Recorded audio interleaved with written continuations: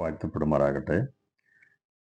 2025 August മാസം 30 പ്രയലൈൻ മിനിസ്ട്രിയോടുള്ള ബന്ധത്തിലുള്ള അതുപോലെ എല്ലാ മാസത്തിലും നടക്കുന്ന ഉപവാസ പ്രാർത്ഥനയുടെ അനുഗ്രഹിക്കപ്പെട്ട വചന ശുശ്രൂഷയുടെ സമയത്തിനായി ദൈവത്തിന് സ്തോത്രം ചെയ്യുന്നു.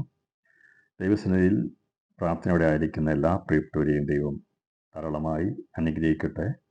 ഇന്നത്തെ വചനചിന്തയ്ക്കായി ഒരു വചനം വായിച്ച് ദൈവവചന ചിന്ത കർത്താവ് തരുന്ന ദൂത് അറിയിപ്പാൻ കർത്താവിൽ ശരണപ്പെട്ടുകൊണ്ട് 146 സങ്കീർത്തനം അതിൻ്റെ 6 വാക്യം പ്രാരംഭത്തിൽ വായിക്കുന്നു. സംബന്ധമായ ചില ചിന്തകളെ ഒന്നിച്ച് പങ്കുവയ്ക്കുവാൻ കർത്താവ് നമ്മെ സഹായിക്കട്ടെ. അവൻ ആകാശവും ഭൂമിയും സമുദ്രവും അവയിലുള്ള സകലവും ഉണ്ടാക്കി. അവൻ എന്നേക്കും വിശ്വസ്തത കാക്കുന്നു. എന്നോട് ഞാൻ വായിക്കാം.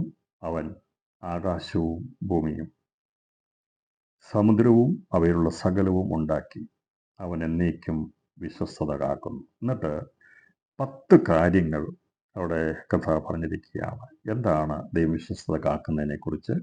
പഴയ നിയമത്തിൽ സങ്കീർത്തനോട് ബന്ധത്തിൽ പറയുന്നത് പീഡിതൻ അവൻ അവിശ്വസ്തത കാക്കുന്നു. പീഡിതന്മാർക്ക് അവൻ ന്യായം പാലിച്ചു കൊടുക്കുന്നു. വിശപ്പുള്ളവർക്ക് അവൻ ആഹാരം നൽകുന്നു. യഹോവ ബദ്ധന്മാരെ അഴിച്ചുവിടുന്നു. യഹോവ കുടന്മാർക്ക് കാഴ്ച കൊടുക്കുന്നു. യഹോവ കുനിഞ്ഞിരിക്കുന്നവരെ നിവർത്തുന്നു. യഹോവ നീതിമാന്മാരെ സ്നേഹിക്കുന്നു. യഹോവ പരദേശികളെ പരിപാലിക്കുന്നവൻ അനാഥനെയും വിധവയെയും സംരക്ഷണം ചെയ്യുന്നു.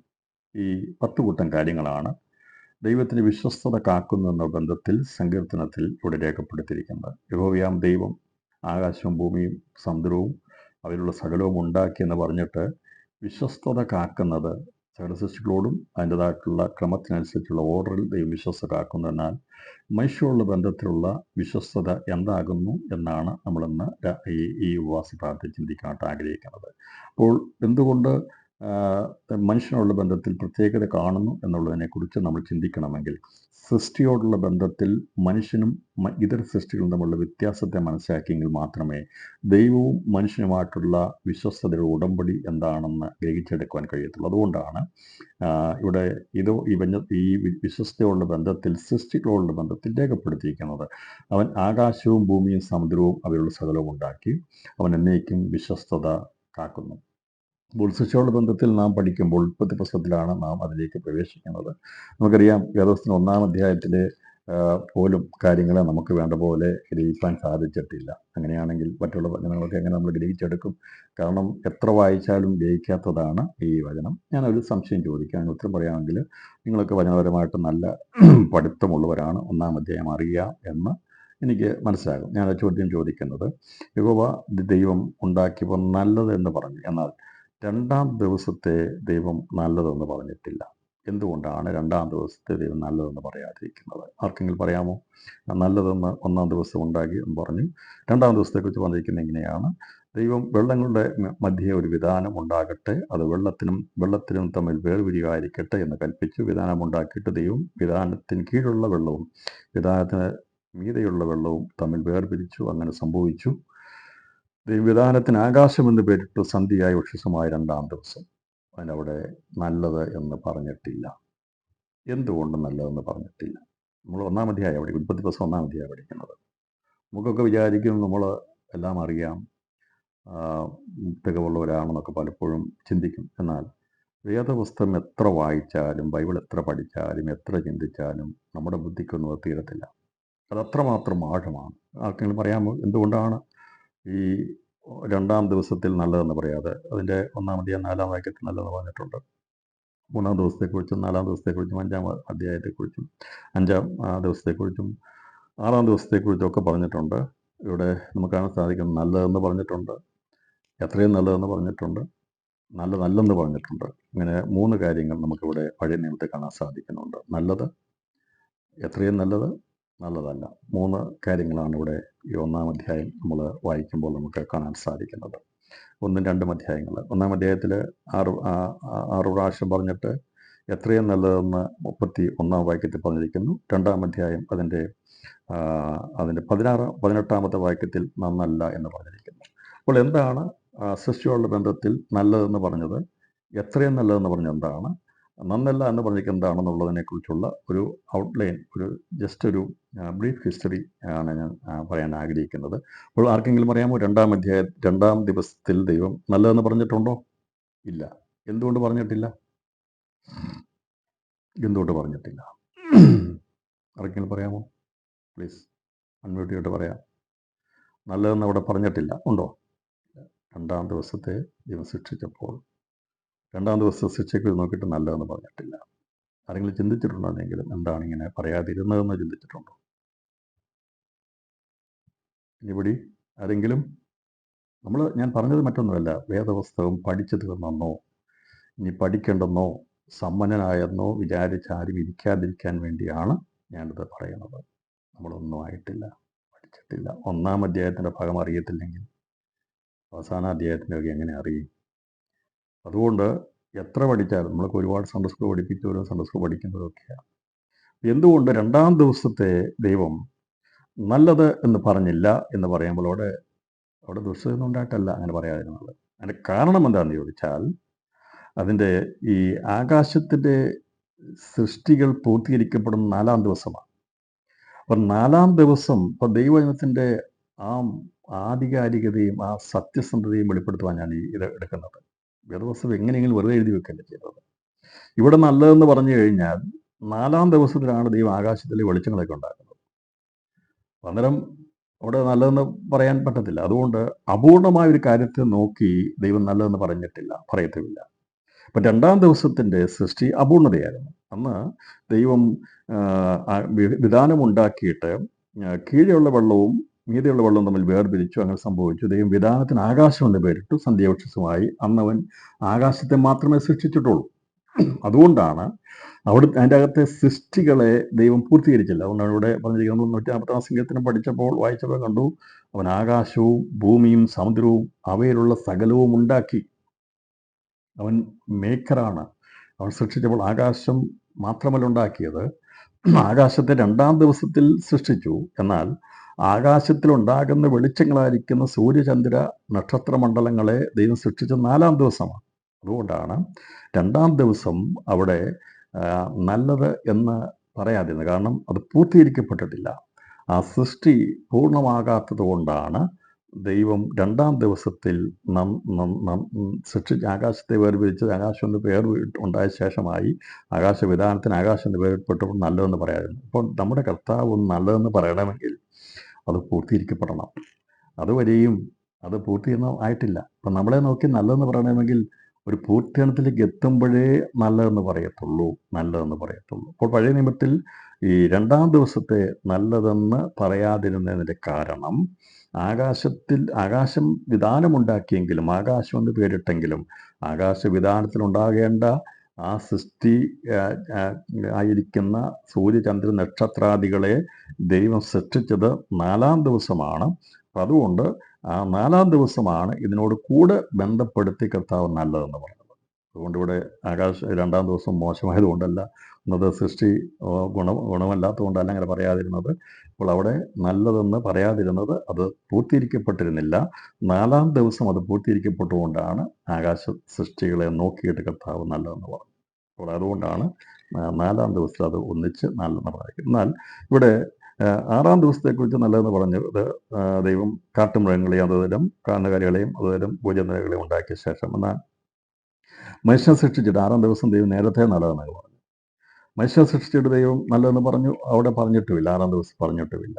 എന്നാൽ ഈ എത്രയും നല്ലതായി തീർന്നത്, സൃഷ്ടികളെല്ലാം സൃഷ്ടിച്ചപ്പോൾ ദൈവം നല്ലതെന്ന് കണ്ടു. എന്നാൽ എത്രയും നല്ലതായി തോന്നിയത്, അതിനെ ഭരിക്കുവാനുള്ള അധികാരമുള്ള ദൈവത്തിൻ്റെ സ്വരൂപത്തിൽ സൃഷ്ടിച്ച മനുഷ്യനെ സൃഷ്ടിച്ച ശേഷമാണ് ദൈവം നോക്കിയിട്ട് അത് എത്രയും നല്ലതെന്ന് പറഞ്ഞത്. സ്വരൂപത്തിൽ മനുഷ്യ അതിനെ ദൈവം സൃഷ്ടിച്ചത്. അപ്പോൾ മനുഷ്യ സൃഷ്ടിയോടുള്ള ബന്ധത്തിൽ പൂർത്തീകരണം കഴിഞ്ഞപ്പോഴാണ് എത്രയും നല്ലത് എന്ന് പറഞ്ഞത്. അപ്പോൾ ബാക്കിയുള്ള സൃഷ്ടികളൊക്കെ ദൈവം സൃഷ്ടിച്ചപ്പോൾ നല്ലതെന്ന് പറഞ്ഞെങ്കിൽ, ദൈവത്തിന് ഉടമ്പടി ചെയ്യുവാനുള്ള, ദൈവം വിശ്വസ്ത പുലർത്താനുള്ള, നിത്യതയോടെയുള്ള ബന്ധത്തിലുള്ള വിശ്വസ്ത പുലർത്തേണ്ട മനുഷ്യവർഗത്തെ സൃഷ്ടിച്ച ശേഷമാണ് കർത്താവ് എത്രയും നല്ലതെന്ന് പറഞ്ഞത്. ബാക്കിയുള്ളതൊക്കെ അഴിഞ്ഞു പോകുന്നതാണ്.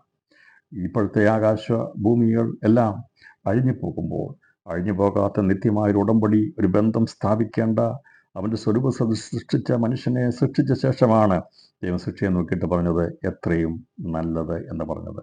ഒന്നാം അധ്യായം അതിൻ്റെ 31 വാക്യം, താൻ ഉണ്ടാക്കിയതിനെയൊക്കെയും ദൈവം നോക്കി അതെത്രയും നല്ലത് എന്ന് കണ്ടു, സന്ധ്യയായി ഉഷസ്സുമായി ഇങ്ങനെയാണ് ഉണ്ടാക്കിയിരിക്കുന്നത്. അപ്പോൾ മൊത്തമായിട്ടുള്ള രീതിയിലാണ് പിന്നീടുള്ളതിനെ ഭൂമിയിലുള്ള ചരാചരങ്ങൾ തികഞ്ഞവനാക്കി അങ്ങനെ സൃഷ്ടിച്ചെന്നുള്ള 2-ാം അധ്യായത്തിൽ പറഞ്ഞിരിക്കുന്നത്. അപ്പോൾ ദൈവം അവനെ സൃഷ്ടിച്ച് മനുഷ്യനെ സൃഷ്ടിച്ച ശേഷമായി സകലത്തെ നോക്കിയിട്ടാണ് ദൈവം എത്രയും നല്ലത് എന്ന് പറയുവാൻ കഴിയാത്തത്. എന്നാൽ ദൈവം നല്ലതല്ല എന്ന് പറഞ്ഞത് മനുഷ്യൻ ഏകൻ ആയിരിക്കുന്ന ആദമിൽ ഹവയുണ്ടായിരുന്നു.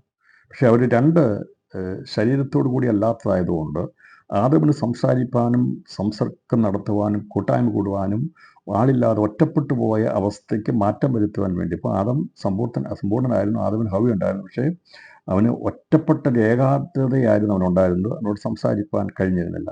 അപ്പം നമ്മൾ തന്നെ തന്നോട് സംസാരിച്ചാൽ അതിൻ്റെ അകത്തൊരു സന്തോഷം വരത്തില്ലല്ലോ. അപ്പോൾ അവന് തുല്യനായിരിക്കുന്ന, അവനോട് സദൃശമായിരിക്കുന്ന ഒരു ആവശ്യകതയായിരിക്കുന്ന ഒരു സ്ത്രീയെ ദൈവം ഉണ്ടാക്കി അത് ഇല്ലാതിരുന്ന സമയത്താണ് നന്നല്ലെന്ന് പറഞ്ഞെന്നാൽ ദൈവം അതുകൂടി സൃഷ്ടിച്ചു കൊടുക്കുവാനായിട്ട് ഇടയായിരുന്നു. അപ്പോൾ പഴയ നിയമത്തിൻ്റെ നല്ലത് എന്നുള്ളതും നന്നല്ല എന്നുള്ളതും നമുക്ക് പഴയ നിയമത്തിൽ കാണാൻ സാധിക്കുന്നുണ്ട്. അപ്പോൾ ദൈവം അതിനെ ഏറ്റവും നല്ലതാക്കി തീർത്തത് എന്താണെന്ന് നമ്മൾ ചിന്തിക്കുന്നതായിരിക്കും. അത് മനുഷ്യനുള്ള ബന്ധത്തിൽ പുതിയ നിയമത്തിലേക്ക് വന്നപ്പോൾ നല്ലതിന് പകരമായി ദൈവം ഏറ്റവും നല്ലത് ചെയ്യുവാനിടയായിരുന്നു. അങ്ങനെ ചെയ്യണമെങ്കിൽ പഴയ നിയമത്തിൽ നിന്ന് വ്യത്യസ്തമായിരിക്കുന്ന പുതിയ നിയമത്തിൻ്റെ ഏറ്റവും നല്ലതെന്നുള്ളത് ചിന്തിക്കണമെങ്കിൽ ഇവിടെ പറഞ്ഞിരിക്കുന്ന ദൈവം ആരോടാണ് വിശ്വസ്തത കാക്കുന്നത് എന്നുള്ളത് ഒരു തെളിവ് സഹിതം നാം ചിന്തിച്ചിട്ട് തുടർന്നുള്ള ഭാഗങ്ങളിലേക്ക് നാം ചിന്തിക്കുന്നതായിരിക്കും. ഇവിടെ വിശ്വസ്തത കാക്കുന്നു എന്ന് പറഞ്ഞതിൻ്റെ അർത്ഥം എന്താണ് വിശ്വസ്തത കാക്കുന്നതിൻ്റെ അർത്ഥം എന്താണ്? എന്നിട്ട് തുടർന്ന് പറയുന്നത് 10 കൂട്ടം കാര്യങ്ങൾ.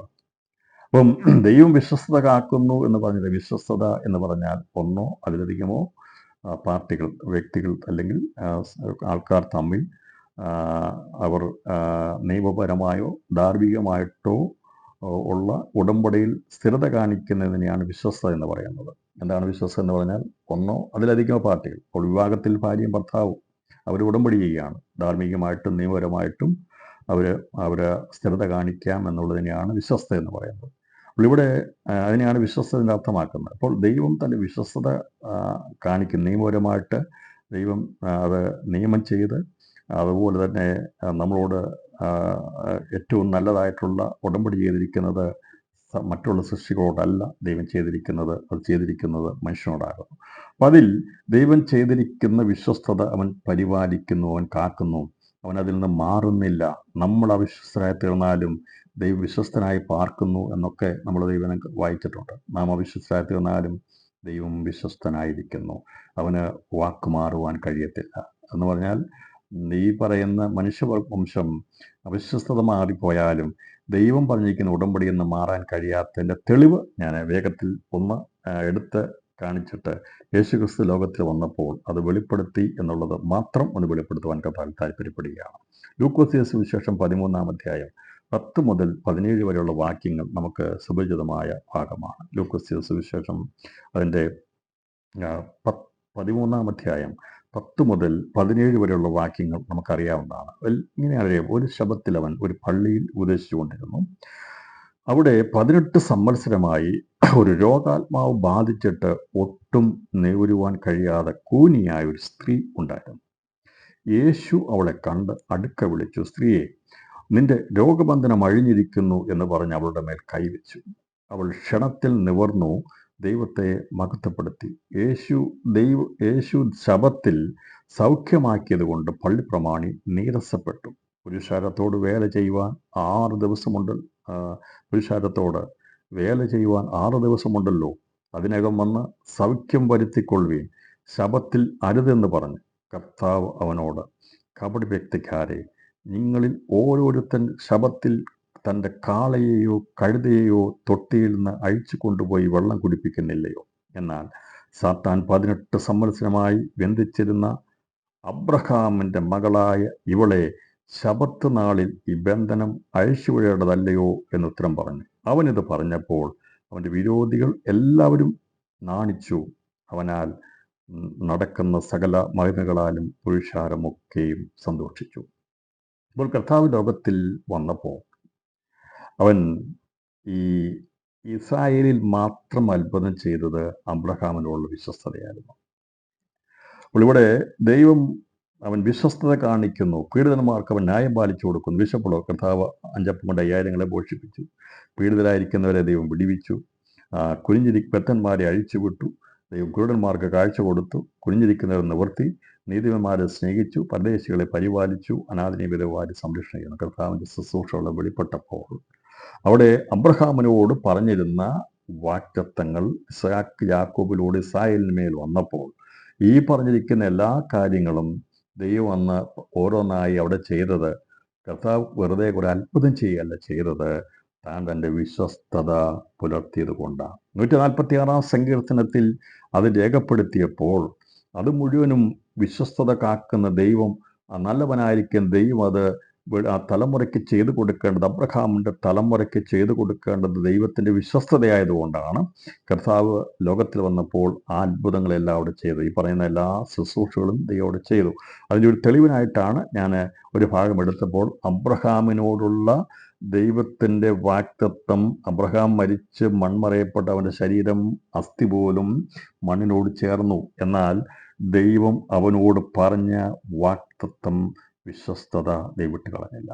അവിടെ പറഞ്ഞു, നിന്റെ സന്തതിയെ സംരക്ഷിക്കാൻ അനുഗ്രഹിക്കാമെന്ന്.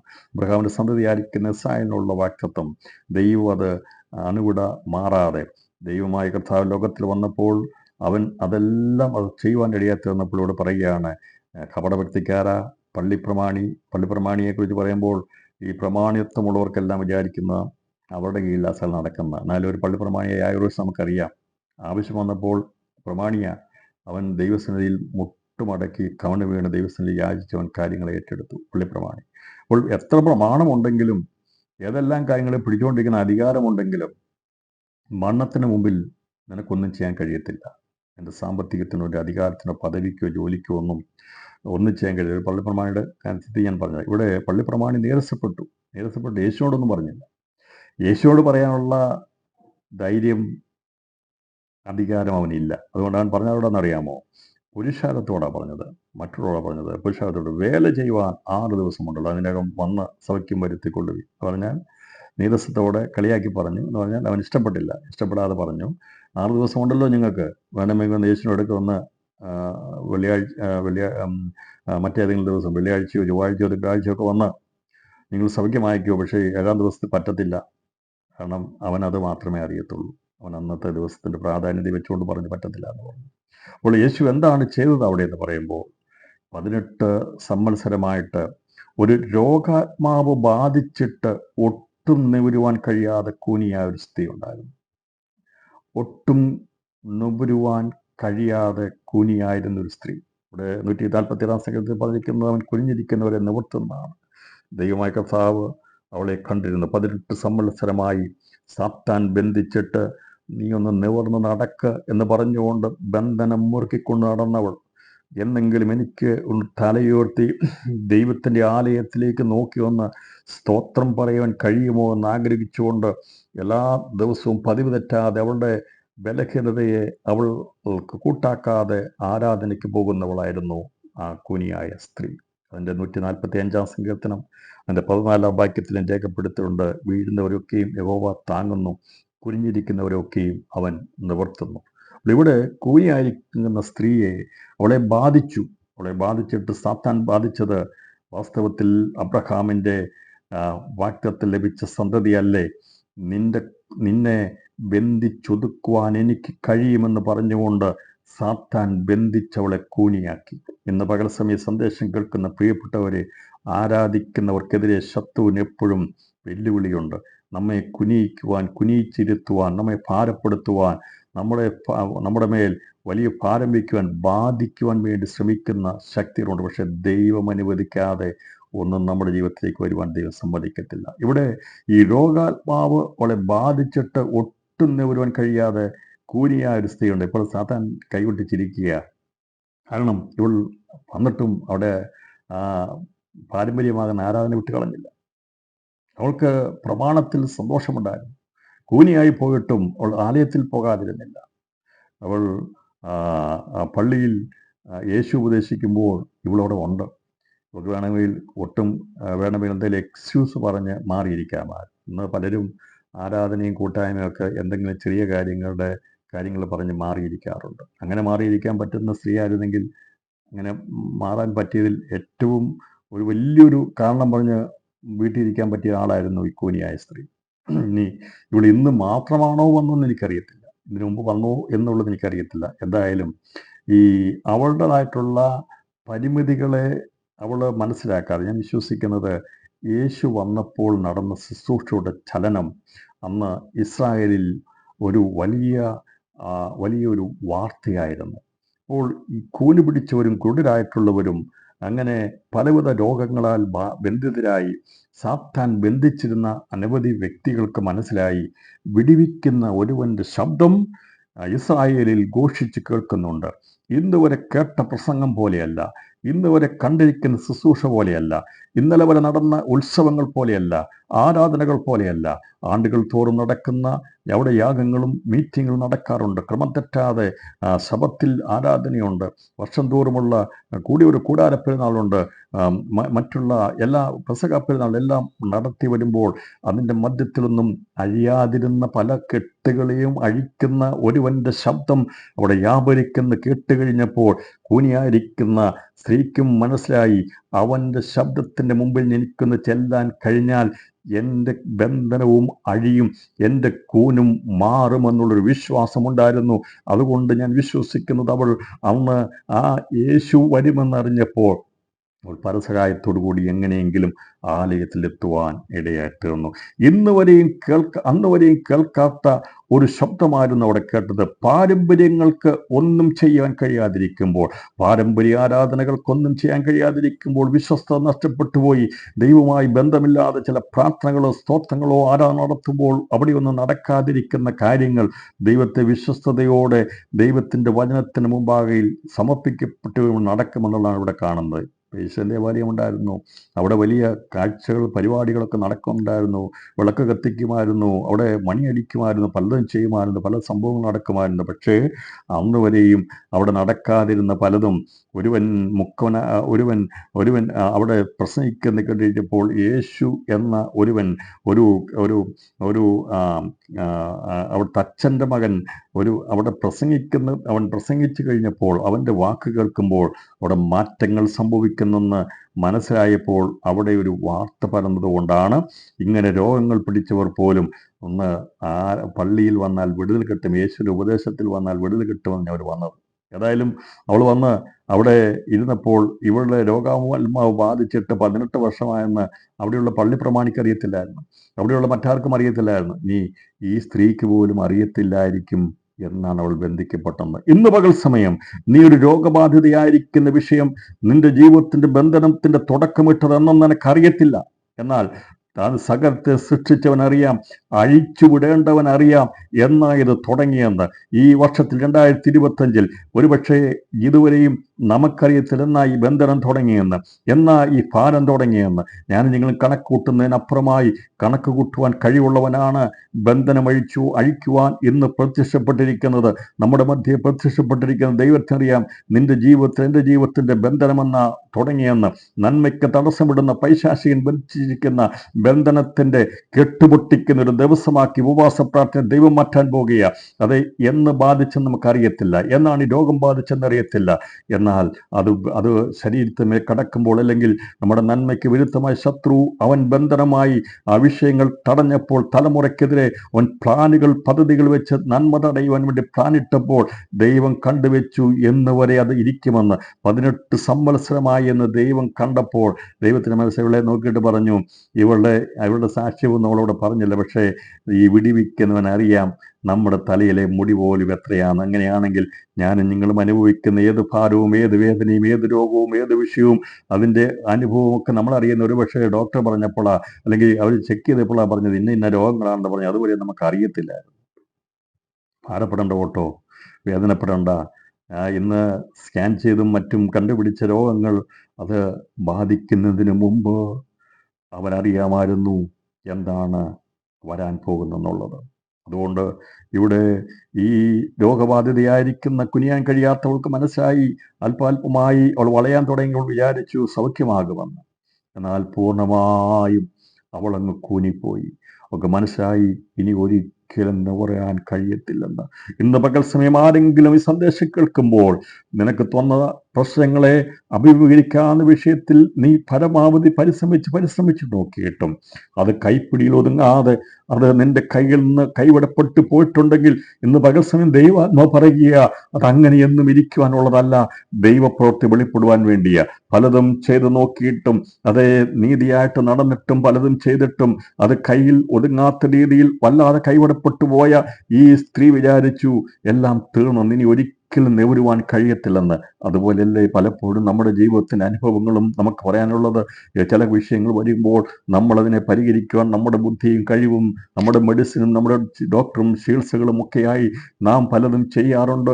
പക്ഷേ കൈവിടപ്പെട്ടു പോയി കഴിയുമ്പോൾ ഒന്നും ചെയ്യാൻ കഴിയാത്ത അവസ്ഥ വന്നു കഴിയുമ്പോൾ നമുക്കറിയാം ഇത് തകർന്നു പോകുമെന്ന്, തീർന്നു പോകുമെന്ന്. എന്നാൽ സകലത്തെയും സൃഷ്ടിച്ചവൻ വിശ്വസ്തത കാക്കുന്ന ദൈവമാ. ഒരു വ്യക്തി നിനക്ക് വേണ്ടി പ്രാർത്ഥിച്ചിട്ടുണ്ടെങ്കിൽ പ്രാർത്ഥനയ്ക്ക് മറുപടി നൽകുന്ന ദൈവമുണ്ട്. അബ്രഹാമിനോട് പറഞ്ഞ വാഗ്ദത്തം ദൈവം മറന്നു കളഞ്ഞില്ല. അബ്രഹാമിനോട് പറഞ്ഞ വാഗ്ദത്തം അതുവരെ നിവൃത്തിയിരിക്കപ്പെട്ടില്ലായിരുന്നു. അത് പൂർണ്ണമായി നിവൃത്തിയിരിക്കപ്പെട്ട ഒരു രാഷ്ട്രമുണ്ടായി യേശുക്രിസ്തു വന്ന് അവൻ ചെയ്യേണ്ട പ്രവൃത്തി നിവർത്തിക്കേണ്ട സമയമായപ്പോൾ ഇങ്ങനെ ശത്രു ബന്ധിച്ച് അവൻ നോക്കി അബ്രഹാമിന്റെ സന്തതിയ ഇവൾ കുനിഞ്ഞും സ്തോത്രം പറയുന്നവള, ഇവള് ദൈവത്തെ മഹത്വപ്പെടുത്തുന്നവള, ഇപ്പോഴും അവൾക്ക് ആ ബന്ധമുണ്ട്, അബ്രഹാമിന്റെ മകളാണെന്ന് ഞാൻ വിചാരിക്കുന്നത്. ഇവൾ പലപ്പോഴും കുനിഞ്ഞിരിക്കുമ്പോൾ പറഞ്ഞിട്ടുണ്ട്, ഞാൻ അബ്രഹാമിന്റെ സന്തതിയിൽപ്പെട്ടതല്ലേ, എന്നിട്ട് എനിക്കെന്താ ഈ കൂന് വന്നിരിക്കുന്നത്, എനിക്കെന്താ നിവരാൻ കഴിയാത്തത്? ദൈവത്തിന്റെ തിരഞ്ഞെടുക്കപ്പെട്ട അബ്രഹാമിന്റെ സന്തതിയല്ലേ അവൾ പലപ്പോഴും ഞാൻ ഇസ്രായേലിന്റെ സന്തതിയല്ലേ, എനിക്കൊരു വിടുതലില്ലല്ലോ എന്നുള്ള രീതിയിൽ അവൾ പലപ്പോഴും ചിന്തിച്ചിട്ടുണ്ടായിരുന്നെങ്കിലും അവളുടെ വായിൽ നിന്ന് സ്തോത്രം മാറിപ്പോയിട്ടില്ലായിരുന്നു. അവൾ ദൈവത്തിൽ നിന്ന് മാറിപ്പോയില്ല. മറ്റൊരു സൗഖ്യത്തിന് വേണ്ടി മറ്റൊരു ദൈവങ്ങളിലും ആശ്രയിച്ചില്ല. ഇന്ന് പകൽ സമയം ആത്മാവിൽ ഞാൻ ദൂത് പറയുക, ദൈവത്തിൽ ആശ്രയിച്ചാൽ നിന്റെ വിടുതലിൻ്റെ സമയത്ത് നീ എത്തേണ്ട എൻ്റെ മുമ്പിൽ എത്തുവാൻ ഇടയായിത്തരും. നമുക്ക് വിടുതലിൻ്റെ സമയമാകുമ്പോൾ നമ്മുടെ പ്രാർത്ഥന എത്തേണ്ടവൻ്റെ മുമ്പിൽ എത്തിച്ചേരുവാൻ ഇടയായിത്തരും. അവൻ്റെ മുമ്പാകെ എത്തിച്ചേർന്നിരിക്കുന്ന ഒരു വിഷയത്തിനും മറുപടി ലഭിക്കാതെ പോകത്തില്ല. നമ്മുടെ കണ്ണിൽ നിന്ന് ഒഴുകുന്ന കണ്ണുനീരിൻ്റെ തുള്ളികൾ ഒരു നാളും ദൈവമായ കർത്താവ് കാണാതിരിക്കുകയില്ല. ആ കണ്ണുനീർ തുള്ളികൾക്ക് മറുപടി നൽകുവാൻ ദൈവം ഒരു ദിവസം വെച്ചിട്ടത് വിടുതലായി തീരുവാൻ ദൈവത്തിന്റെ പ്രവൃത്തി ഉണ്ടാകുമെന്ന് ദൈവം വിധിച്ചിരുന്ന് 18 സംവത്സരമായി ഇവൾക്ക് വെച്ചിരുന്നത്. ഇവളവിടെ 18 സംവത്സരമായി ഞാൻ വിചാരിക്കുന്നത് ഈ യേശുക്രിസ്തു അവിടെ ഏകദേശം 12 വയസ്സുള്ളപ്പോൾ യേശുവിൻ്റെ ദേവാലയത്തിൽ ചെന്ന സമയത്ത് ആ കാലഘട്ടത്തിലൊക്കെ ഈ സ്ത്രീ അവിടെ അന്ന് അവൾക്ക് ബാധിക്കപ്പെട്ടവളാണ്.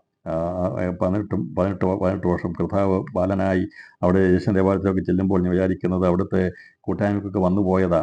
അതിനുശേഷമാണ് രോഗം ബാധിച്ചത്. ഞാൻ ഒരു വയസ്സിനുള്ള ബന്ധത്തിൽ പറയുക, നമ്മുടെ കർത്താവ് ബാല്യപ്രായത്തിൽ യേശുവിൻ്റെ ദേവാലയത്തിൽ വരുമായിരുന്നു, എല്ലാ വർഷത്തിലും വരുമായിരുന്നു. അപ്പോൾ അങ്ങനെ വന്ന് അവിടുന്ന് കൂട്ടായ്മ കൂടിയൊക്കെ പോകുന്ന സമയത്ത് 12 വയസ്സായപ്പോൾ ഈ സ്ത്രീക്ക് അവിടെ രോഗത്തിൻ്റെ ബാധ ആരംഭിച്ചു. ഏകദേശം 30 വയസ്സിലാണ് കർത്താവ് ശുശ്രൂഷ, 33 വയസ്സ്. അപ്പോൾ ഞാൻ പറഞ്ഞു അതിനോട് അനുബന്ധമായിട്ടാണ് ഈ പറയുന്ന ബാധ അവളുടെ മേലുണ്ടായത്. അതുവരെയും അവൾ വളരെ അനുഗ്രഹിക്കപ്പെട്ടവളായി കടന്നു വന്ന് യേശുവിൻ്റെ ദേവാലയത്തിൽ വന്ന് കൂട്ടായ്മ കൂടി പോയതാ. പക്ഷേ ഈ പിന്നീട് യേശുവിൻ്റെ ദേവാലയത്തിൽ പോയെന്ന് ഈ കാര്യത്തിൽ, പക്ഷേ പള്ളിയിൽ പോയി വന്നതാ. എന്നാൽ ഈ രോഗം ബാധിക്കുന്ന സമയമായപ്പോൾ അവൾക്ക് ബാധ വന്നു കഴിഞ്ഞപ്പോൾ മുതൽ അവൾ ഓരോ ദിവസവും ഓരോ വർഷം ചെല്ലും തോറും അവൾ കുനിഞ്ഞ് കൂനിയായി പോയി. ഞാൻ വിചാരിക്കുന്നത് വല്ലാത്തൊരു കൂനായി, ഇനി ആർക്കും നിവർത്തുവാൻ കഴിയാത്ത സ്ഥിതിയിലായി ഒരു അവസ്ഥയിലായിരിക്കുമ്പോഴാണ് വളഞ്ഞതിനെ നിവർത്തുവാൻ മറ്റാർക്കും കഴിയത്തില്ല. എന്നാൽ വളഞ്ഞതിനെ നിവൃത്തിയാക്കുവാൻ ദൈവത്തിന് കഴിയും. അവൻ്റെ മുമ്പിൽ ഈ സ്ത്രീയെ കണ്ടപ്പോൾ യേശു അവളോട് പറഞ്ഞത്, യേശു അവളെ കണ്ട് അടുക്ക വിളിച്ചു, സ്ത്രീയെ, നിന്റെ രോഗബന്ധനം അഴിഞ്ഞിരിക്കുന്നു എന്ന് പറഞ്ഞ് അവളുടെ മേൽ കൈവച്ചു. അവളെ യേശു വിളിക്കുകയാണ്. അവൾക്ക് യേശുവിനെ കാണാൻ കഴിയത്തില്ല. കുനിഞ്ഞ് ഭൂമിയിലേക്ക് മാത്രമേ കാണാൻ കഴിയത്തുള്ളൂ. നിങ്ങൾക്ക് അവളെ കാണാൻ കഴിയുമോ? യേശു പ്രസംഗിക്കുന്ന, യേശു ഉപദേശിക്കുന്ന ആ പ്രസംഗ സ്ഥലത്ത്, യോഗസ്ഥലത്തിൽ ഇരിക്കാൻ കഴിയാത്ത കൂനിയായിരിക്കുന്ന ഒരു സ്ത്രീ നിൽക്കുന്നുണ്ട്. അവൾ വളഞ്ഞ് വികൃതമായി നിൽക്കുന്ന ഒരു രൂപമാണ്.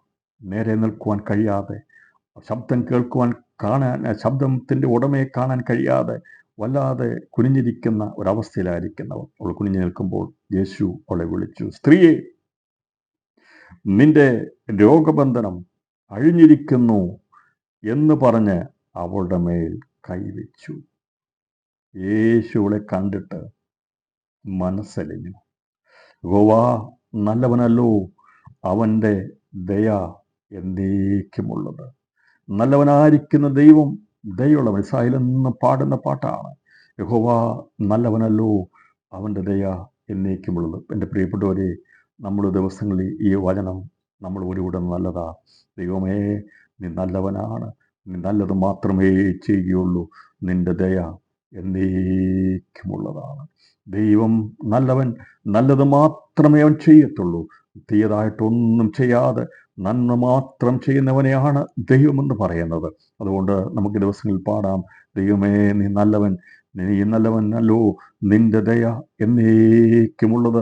അബ്രഹാം നീതിയുള്ള വിളി കേട്ട് വിശ്വാസയായി ദൈവത്തിൻ്റെ പിന്നാലെ ഇറങ്ങിത്തിരിച്ച മുഖാന്തരമായി അവൻ്റെ സന്തതിയുടെ മേൽ ദൈവം അനുഗ്രഹം പകരാമെന്നും അവനെ വിടിവിക്കാമെന്നും വാഗ്ദത്തം കൊടുത്ത ദൈവത്തിൻ്റെ വിശ്വസ്തത പ്രവർത്തിക്കാൻ വേണ്ടി അവൻ്റെ തലമുറയെ തേടി വരുവാൻ ഇടയായിത്തീർന്നു.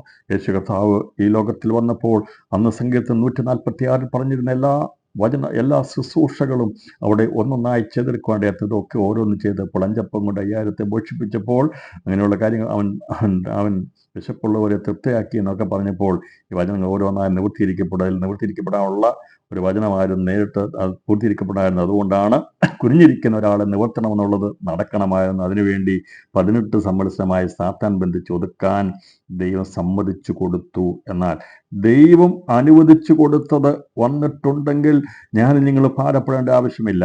അതിനെ അഴിച്ചെടുക്കുവാനും ദൈവത്തിനറിയാം. നീതിയോടെ നടന്ന് നേരോടെ നടന്ന് നമ്മുടെ ജീവിതത്തിൽ വരുന്ന ഏത് വിഷയങ്ങൾക്കും ഉത്തരവാദി ദൈവമാണ്. അവൻ ഏറ്റെടുക്കും. അല്ല, നമ്മുടെ കുറവ് കൊണ്ടാണെങ്കിൽ ദൈവത്തോട് കർത്താവേ, എന്തിൽ വന്ന കുറവാണ്, എന്നോട് ക്ഷമിക്കണമെന്ന് പറഞ്ഞു. അതല്ല, നമ്മൾ തെറ്റുകളൊന്നും ചെയ്യാതെ നമ്മുടെ ജീവിതത്തിൽ വരുന്ന വിഷയങ്ങളാണെങ്കിൽ അതിൻ്റെ ഉത്തരവാദിത്വം ദൈവത്തിനുള്ളതാ. അവനത് അഴിച്ചെടുക്കും. ഇപ്പോൾ ഈ ദൈവം കുനിഞ്ഞിരിക്കുന്നവരെ നിവർത്തുന്നുള്ളത് അക്ഷരികമായിട്ട് വെളിപ്പെടുത്തണമെങ്കിൽ കുനിഞ്ഞിരിക്കുന്നൊരു സ്ത്രീയോടെ വേണമായിരുന്നു. കുരുടനെ സൗഖ്യമാക്കണമെങ്കിൽ അവിടെ ജന്മനാൽ കുരുടനായിരിക്കുന്നവരിന് വേണമായിരുന്നു. അപ്പോൾ ദൈവത്തിൻ്റെ വചനത്തിൽ പറയുന്ന കാര്യങ്ങൾ നിവർത്തിയിരിക്കപ്പെടുവാൻ വേണ്ടി ദൈവത്തിൻ്റെ മഹത്വം വെളിപ്പെടുത്താൻ വേണ്ടി കുരുടനും വേണമായിരുന്നു, മുടന്തനും വേണമായിരുന്നു, കുനിഞ്ഞിരിക്കുന്നതിനും വേണമായിരുന്നു, അങ്ങനെ വിശന്നിരിക്കുന്നവരോട് വേണമായിരുന്നു. അതെല്ലാം ആ 3.5 വർഷ ശുശ്രൂഷ സമയത്ത് അവിടെ ഉണ്ടായിരുന്നു. അവരിൽ ഒരുവളായിരുന്നു യേശുക്രിസ്തുവിൻ്റെ കരസ്പർശനം ഏൽക്കുവാൻ ഭാഗ്യം ലഭിച്ച ഇവളെക്കുറിച്ച് കഥ പറയാണ്, നിന്റെ രോഗബന്ധനം അഴിഞ്ഞിരിക്കുന്നു എന്ന് പറഞ്ഞ് അവളുടെ മേൽ കൈവച്ചു. യേശു കൈവച്ചു. യേശുവിൻ്റെ സ്പർശനം ഞാൻ വിചാരിക്കുന്നത് അവളുടെ മുതുകിന്മേൽ ബന്ധിച്ചിരിക്കുന്ന ആ മുതുകിന്മേൽ യേശുവിൻ്റെ കരം, സൃഷ്ടിതാവിൻ്റെ കരം വെച്ചപ്പോൾ അവരിൽ നിന്നൊരു ശക്തി വ്യാപരിച്ച് അവളുടെ വളഞ്ഞുപോയ നട്ടലിനെ നിവർത്തുവാൻ കഴിഞ്ഞതുപോലെ ഇന്ന് പകൽ സമയം ദൈവാത്മാവിൻ്റെ കരസ്പർശനമേൽക്കുമ്പോൾ രോഗമാകട്ടെ, ബാധയാകട്ടെ, ഏത് വിഷയമാകട്ടെ, വളഞ്ഞിരിക്കുന്ന ഇതിൻ്റെ ഭൗതിക വിഷയം എന്തുമാകട്ടെ, അതിന്മേൽ ദൈവപുത്രന്റെ കരത്തിന്റെ സ്പർശനമേറ്റാൽ വളഞ്ഞിരിക്കുന്ന നട്ടെല്ല് നിവരുമെന്ന്. ഏത് ഡിസ്കിനാണോ, ഏത് വിഷയത്തിനാണോ ഭാരമായിരിക്കുന്നത്, വിശ്വാസത്താൽ ദൈവത്തിന്റെ കരത്തിന്റെ സ്പർശനമെന്ന് അനുഭവപ്പെട്ടു കഴിഞ്ഞാൽ ആ വിഷയത്തിന് പരിഹാരമുണ്ടാകുമെന്ന്. യേശു അവളുടെ മേൽ കൈ വെച്ചപ്പോൾ ക്ഷണത്തിൽ അവളുടെ ബന്ധനം അഴിയുവാനിടയെത്തുന്നു. അവൾ ക്ഷണത്തിൽ നിവർന്നു ദൈവത്തെ മഹത്വപ്പെടുത്തി. അവൾക്ക് മനസ്സിലായി, എൻ്റെ ബന്ധനം അഴിച്ചത് എൻ്റെ കർത്താവാണ്, എൻ്റെ ദൈവമാണ്, അബ്രഹാമിൻ്റെ ദൈവമാണ്. ഞാൻ അബ്രഹാമിൻ്റെ വംശത്തിൽപ്പെട്ടവളാണ്, അബ്രഹാമിൻ്റെ മകളാണ്. എൻ്റെ ബന്ധനം അഴിച്ചു എന്ന് കണ്ടു കഴിഞ്ഞപ്പോൾ അവൾ അബ്രഹാമിൻ്റെ ദൈവത്തെ മഹത്വപ്പെടുത്തി. യഹോവ നല്ലവനല്ലോ, അവൻ്റെ ദയ എന്നേക്കുമുള്ളതെന്ന് വെറുതെ പറഞ്ഞതല്ല എന്നവർക്ക് മനസ്സിലാകുവാൻ ഇടയായിരുന്നപ്പോൾ ദൈവത്തിൻ്റെ കരത്തിൻ്റെ സ്പർശനം നട്ടെല്ലിനെ, വളഞ്ഞുപോയ നട്ടെല്ലിനെ നേരെയാക്കുവാൻ കഴിയുന്നതാണ്. നമ്മുടെ കർത്താവിൻ്റെ വചനത്തിൻ്റെ വാക്കുകളുടെ ശക്തി നമുക്കറിയാം. ലാസറിനെ വിളിച്ചപ്പോൾ ചീഞ്ഞഴുകിപ്പോയി ലാസർ ജീവനുള്ളവനായി വെളിയിൽ വന്നെങ്കിൽ അവൻ്റെ ബന്ധനം, അവൻ്റെ കെട്ടഴിക്കുവിൻ, അവൻ വെളിയിൽ പോകട്ടെ എന്ന് പറഞ്ഞെങ്കിൽ ബദ്ധന്മാരുടെ ബന്ധനം അഴിച്ചു, മരണത്തിൻ്റെ ബന്ധനം അഴിച്ചു. അവിടെ അതുവനെ ബന്ധിച്ചിരുന്ന കയറുകൾ, പുറമെയുള്ള ബന്ധനം അഴിച്ചവനെ സ്വതന്ത്രമായി വിട്ടയക്കുവാൻ ദൈവത്തിൻ്റെ വചനം അവിടെ വ്യാപരിപ്പ്. അവനെ ബന്ധനം അഴിച്ചപ്പോൾ അവരോട് പറഞ്ഞു, നിങ്ങൾ കെട്ടിൽ കെട്ട് നിങ്ങൾ അഴിച്ചോളാൻ പറഞ്ഞു. മരണത്തിന്റെ ബന്ധനം അഴിച്ചു, നിങ്ങൾ കെട്ടിയ കെട്ടഴിച്ചു, അവൻ സ്വതന്ത്രമായി പൊക്കോട്ടെ. കാരണം അത് അഴിപ്പിച്ച മറ്റൊന്നും കൊണ്ടല്ല, വേണമെങ്കിൽ താൻ അഴിപ്പിക്കാന്ന്. പക്ഷേ ഇവർ കെട്ടഴിക്കുമ്പോൾ വിശ്വസിക്കണം, ലാസർ മരിച്ച് 4 ദിവസമായി പോയവനാ. ഓരോ കെട്ടും കെട്ടിയത് ഞങ്ങളെല്ലാവരും കൂടി കെട്ടിയതാ. ശവം അടക്കിയത് ഈ ഇസ്രായേലിന്റെ പ്രമാണമനുസരിച്ച് അവന്റെ ശവം അടക്കുമ്പോൾ നിർമ്മലശീല കൊണ്ട് പൊതിഞ്ഞു കെട്ടിയാണ് ശവം അടക്കുന്നത്. അപ്പോൾ അഴിക്കുമ്പോൾ അവർക്ക് ഓരോന്ന് അഴിക്കുമ്പോൾ കെട്ടിയവർക്ക് മനസ്സായി ഞങ്ങൾ അഴിച്ച കെട്ടുകളാ എന്ന് പറഞ്ഞതിൻ്റെ അർത്ഥം വിശ്വാസം അവർക്ക് വരണമായിരുന്നു. ലാസർ ജീവിച്ചിരിക്കുന്ന അവന് കഥ പറഞ്ഞു കെട്ടഴിക്കാൻ അവൻ പോകട്ടെ എന്ന് പറഞ്ഞു. അങ്ങനെയാണെങ്കിൽ എന്നെ കേൾക്കുന്ന പ്രിയപ്പെട്ടവരെ, നമ്മുടെ കർത്താവ് ഒരു വാക്ക് പറഞ്ഞാൽ, അവൻ്റെ കരം സ്പർശിച്ചാൽ എന്ത് വളഞ്ഞിരിക്കുന്ന വിഷയമാണെങ്കിൽ അവിടെ പൂർത്തീകരിക്കപ്പെടുക ഇടയാത്തരും. ഈ കർത്താവ് തൻ്റെ പ്രവൃത്തി ചെയ്തപ്പോൾ ഇവിടെ നിവർന്നു നിന്ന ക്ഷണത്തിൽ ദൈവത്തെ മഹത്വപ്പെടുത്തി. അങ്ങനെ അവിടെ ഒരു സ്തോത്രം, അവിടെ ഒരു ദൈവത്തെ മഹത്വപ്പെടുത്തുന്ന ആരാധന ഉയർന്നപ്പോൾ പള്ളിപ്രമാണി നോക്കിയപ്പോൾ മറ്റൊരു സംഭവം നടക്കുന്നു. സാധാരണ രീതി നടക്കുന്ന വ്യത്യസ്തമായിട്ട് എന്താണ് ഇവിടെ ഒരു ശബ്ദം എന്ന് അവൻ നോക്കുകയാണ്. സാധാരണ എല്ലാവരും വന്ന് അവരുടേതായിട്ടുള്ള കാര്യങ്ങളൊക്കെ ചെയ്ത് ഉപദേശമൊക്കെ കേട്ട് അങ്ങ് മടങ്ങിപ്പോവുകയാണ് ചെയ്യുന്നത്. പക്ഷേ ഇവിടെ ഈ കേൾക്കുന്നതിന് ഇടയിൽ തന്നെ ഒരു സ്തോത്രം കേട്ടു. അല്ലെങ്കിൽ യഹോവ നല്ലവനല്ലോ, അവൻ്റെ ദയ എന്നേക്കുമുള്ളെന്ന് പറയാതെ ഇവൾ ദൈവത്തെ വാഗൊണ്ട് ദൈവത്തെ മഹത്വപ്പെടുത്തി. ആ ശബ്ദം ആ സമയത്തൊരിക്കലും പ്രതീക്ഷിച്ചതല്ല ഈ ഒരു ശുശ്രൂഷ നടക്കുമെന്നുള്ളത്. യേശുവിൻ്റെ ശബ്ദത്തെങ്കിൽ അവൾ നിവർന്ന് ദൈവത്തെ മഹത്വപ്പെടുത്തിയപ്പോൾ പള്ളിപ്രമാണിക്ക് നീരസമുണ്ടായി. പള്ളിപ്രമാണി വിചാരിച്ചത് അവൻ്റെ ചടങ്ങുകൾക്ക് അതിന് വിരുദ്ധമായതാ വിചാരിച്ചത്. എന്നാൽ എന്നെ കേൾക്കുന്ന പ്രിയപ്പെട്ടവരെ, യഥാർത്ഥമായ ഭക്തനായിരുന്നെങ്കിൽ അവളെ അത് സൗഖ്യമാക്കിയ ദൈവത്തിൻ്റെ അടുക്കൽ പോയി നന്ദി പറയുകയല്ല ചെയ്യും. ഇന്നത്തെ ഒരുപാട് പാരമ്പര്യക്കാരുണ്ട് കൊട്ടോ, പാരമ്പര്യവാദികളുണ്ട് കൊട്ടോ. അവിടെ ദൈവത്തിൻ്റെ പ്രവൃത്തി കാണുമ്പോൾ, ദൈവം ഒരുവനെ ബദ്ധനെ അഴിച്ചുവിടുമ്പോൾ, സൗഖ്യമാക്കുമ്പോൾ പാരമ്പര്യക്കാർ സമ്മതിക്കത്തില്ല. അവർ വീണ്ടും അതിനെതിരെ പിടിക്കുന്നവരെയാണ് കപടഭക്തിക്കാരെന്ന് പറയുന്നത്. അവർ കപടഭക്തിക്കാരാ. കഥ നോക്കിയിട്ട് പറഞ്ഞു, എടാ കപടഭക്തിക്കാരാ. ഇവൻ പറഞ്ഞു മറ്റൊന്നുമല്ല, പുരുഷാരത്തോട് പറഞ്ഞു, വേല ചെയ്യുവാൻ 6 ദിവസമുണ്ടല്ലോ, അതിനകം വന്ന് സൗഖ്യം വരുത്തിക്കൊള്ളുവിൻ, ശവത്തിലരുതെന്ന് പറഞ്ഞു. അവൻ പറഞ്ഞു, അങ്ങനെ നടത്താൻ പറ്റത്തില്ല, ഇവിടെ ഒരു പ്രമാണമുണ്ട്, ശവത്തിലൊന്നും ചെയ്യാൻ പാടില്ല എന്നുള്ളത് അവൻ കൽപ്പിച്ചപ്പോൾ കർത്താവ് പറഞ്ഞു, നിങ്ങൾക്ക് കപടവ്യക്തിക്കാരെ, നിങ്ങളിൽ ഓരോരുത്തരും ശവത്തിൽ തൻ്റെ കാളയോ കഴുതിയോ തൊട്ടിയെന്ന് അഴിച്ചു കൊണ്ടുപോയി വെള്ളം കുടിപ്പിക്കുന്നില്ലയോ? കർത്താവ് ചോദിച്ചു, നിങ്ങളുടെ ഈ ശബത്ത് ദിവസത്തിൽ കെട്ടിയിട്ടിരിക്കുന്ന കാളയും കഴുതിയും അഴിച്ചു കൊണ്ടുപോയി വെള്ളം കുടിപ്പിക്കുന്നില്ലേ? കാരണം എന്താണെന്നറിയാം? കാണുക, ഒരു ദിവസം വേണമെങ്കിൽ ഈ കാളയും കഴുതിയും അഴിച്ചുവിടാതൊക്കെ ഇരിക്കാൻ പറ്റും. പക്ഷേ എന്താണെന്നറിയാമോ? സ്വസ്ഥത കിട്ടത്തില്ല. കാളയ്ക്കും കഴുതയ്ക്കും അറിയത്തില്ല ശബത്താണെന്നുള്ളത്, അത് കാറിക്കൊണ്ടേയിരിക്കും. മനസ്സിലായോ? നമുക്കറിയാം, നമ്മുടെ വീട്ടിൽ ആടോ പശുവോ ഒക്കെ ഉണ്ടെങ്കിൽ, അതിന് പട്ടിയോ പൂച്ചയൊക്കെ ഉണ്ടെങ്കിൽ, പൂട്ടിയിട്ടിരിക്കുന്നതാണെങ്കിൽ കെട്ടിയിട്ടിരിക്കുന്നതാണെങ്കിൽ ആഹാരം കിട്ടില്ല, എന്ത് ചെയ്യും? വളരെ വിഷയം ഉണ്ടാക്കും, വളരെ പ്രശ്നം ഉണ്ടാക്കും, അല്ലേ? അതിനറിയാം ശബത്താണെന്നുള്ളത് അറിയാം, അതിനറിയത്തില്ല. അപ്പോൾ ഈ ശബത്ത് ദിവസത്തിൽ കാളയും ആടുമൊക്കെ ഒച്ചയും ബഹളമൊക്കെ ബഹളം ഉണ്ടാക്കും. അതിനോടൊപ്പം പറയാൻ പറ്റുമോ, നീ മിണ്ടരുത്, അനങ്ങരുത്, ഇന്നിവിടെ ശബത്താണ് എന്ന് പറയാൻ പറ്റുമോ? നിങ്ങൾക്ക് പറയാൻ പറ്റും. നിങ്ങളുടെ ഉപവാസ പ്രാർത്ഥനകളൊക്കെ പട്ടി കൂട്ടി ആഹാരം കൊടുത്തില്ല, കാറി ബഹളം ഉണ്ടാക്കി കഴിഞ്ഞാൽ പറയാൻ പറ്റുമോ ഉപവാസ പ്രാർത്ഥനയാണ്, നിനക്കും ഉപവാസം കഴിഞ്ഞിട്ട് അതിലുള്ളത് പറയാൻ പറ്റുമോ? ആർക്കും പറയാൻ പറ്റത്തില്ല. അതുകൊണ്ടാണ് കർത്താവ് പറഞ്ഞത്, ഈ കാളയ്ക്കും കഴുതയ്ക്കും ഒന്നും നിന്റെ ശബത്തിനെ കുറിച്ച് അറിയത്തില്ല. അതിന് നീ ആഹാരം കൊടുത്തില്ലേ, വെള്ളം കൊടുത്തില്ലേ, അത് ഭയങ്കര കാർച്ചയും വെള്ളം ഉണ്ടാക്കുന്ന നിനക്ക് സ്വസ്ഥത നടക്കത്തില്ല.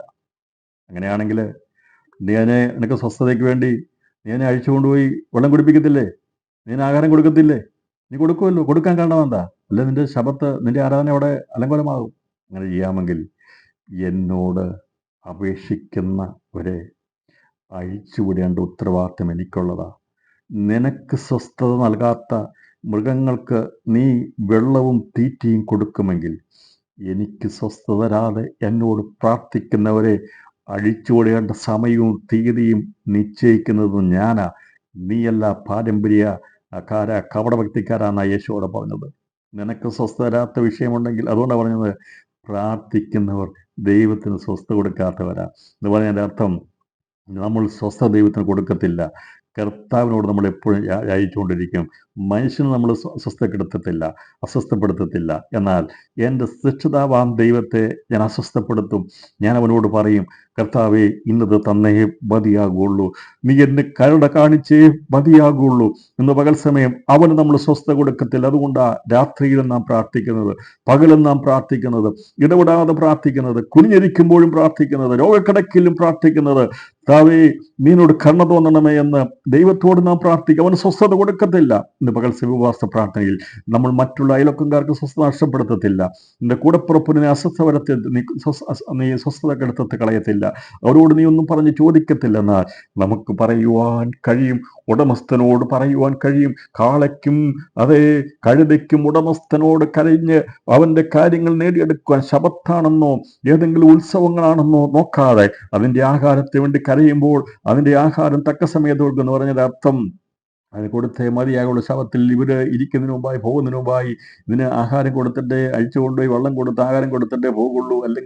അല്ലെങ്കിൽ അവിടെ സ്വസ്ഥത നൽകത്തില്ലെന്ന് അവർക്കറിയാമെങ്കിൽ, നീ ഒരു ഉടമസ്ഥനായതുകൊണ്ട് നിനക്കറിയാമല്ലോ, നീ വളർത്തുന്ന കാളയ്ക്കും കഴുതയ്ക്കും അത് നീ സമയത്ത് കൊടുക്കുന്ന നിനക്ക് സ്വസ്ഥത നൽകത്തില്ലെന്നറിയാം നിന്റെ ഉത്തരവാദിത്തമാണെങ്കിൽ, എന്നോട് രാപ്പകൽ വ്യത്യാസമില്ലാതെ പ്രാർത്ഥിക്കുന്നവർക്ക് വേണ്ടി പ്രതിക്രിയ ചെയ്ത് കൊടുത്തവർക്ക് സ്വസ്ഥത കൊടുക്കുവാൻ ഞാൻ പ്രവർത്തിക്കും.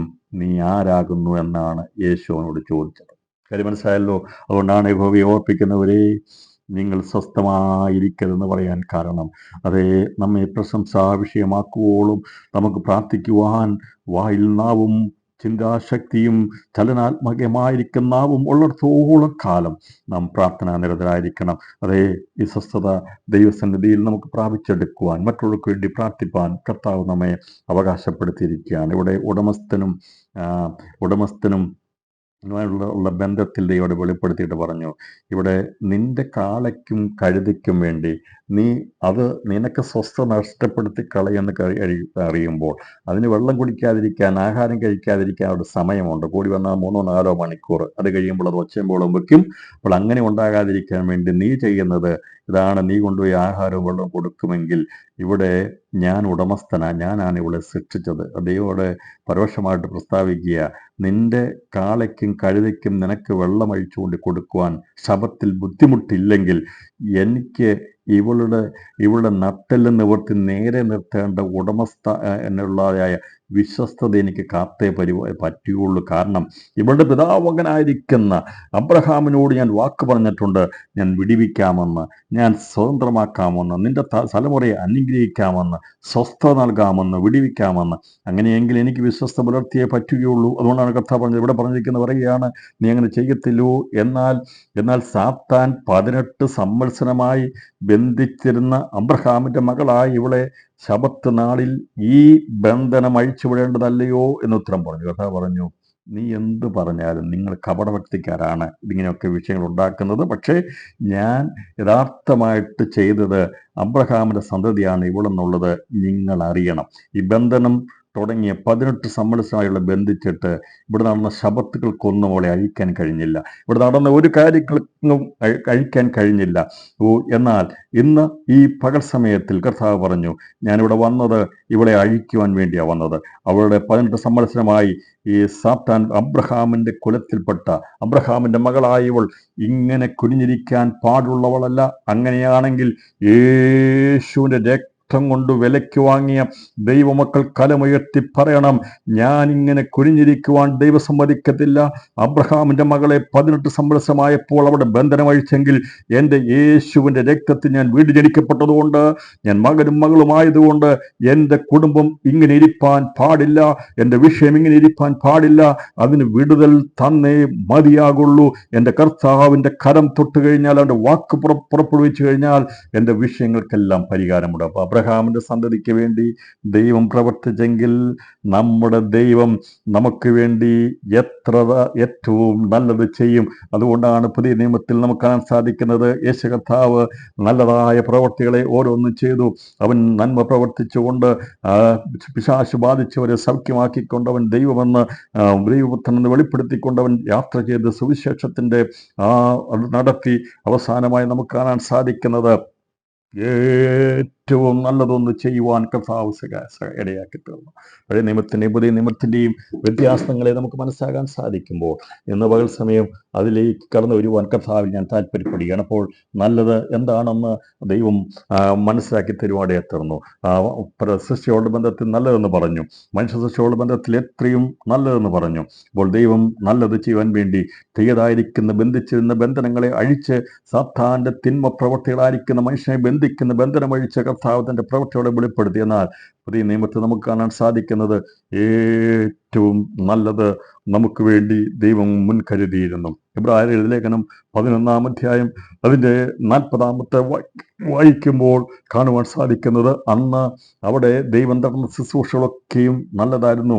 അത് ദൈവം അബ്രഹാമിനോടുള്ള വാഗ്ദത്തത്തിൻ്റെ ഒരു ഭാഗമായി വിശ്വസ്തത പുലർത്തിക്കൊണ്ട് ചെയ്താണെങ്കിൽ അബ്രഹാമിനോട് പറഞ്ഞിരുന്നു, നിന്നിൽ ഭൂമിയിലെ സകല സന്തതികളും സകല ജനവും സകല സന്തതികളും അനുഗ്രഹിക്കപ്പെടുമെന്നുള്ള സുവിശേഷം മുൻകൂട്ടി അറിയിച്ചിരുന്നത് നിവൃത്തിയിരിക്കാൻ വേണ്ടിയാണ് യേശു വന്നത്.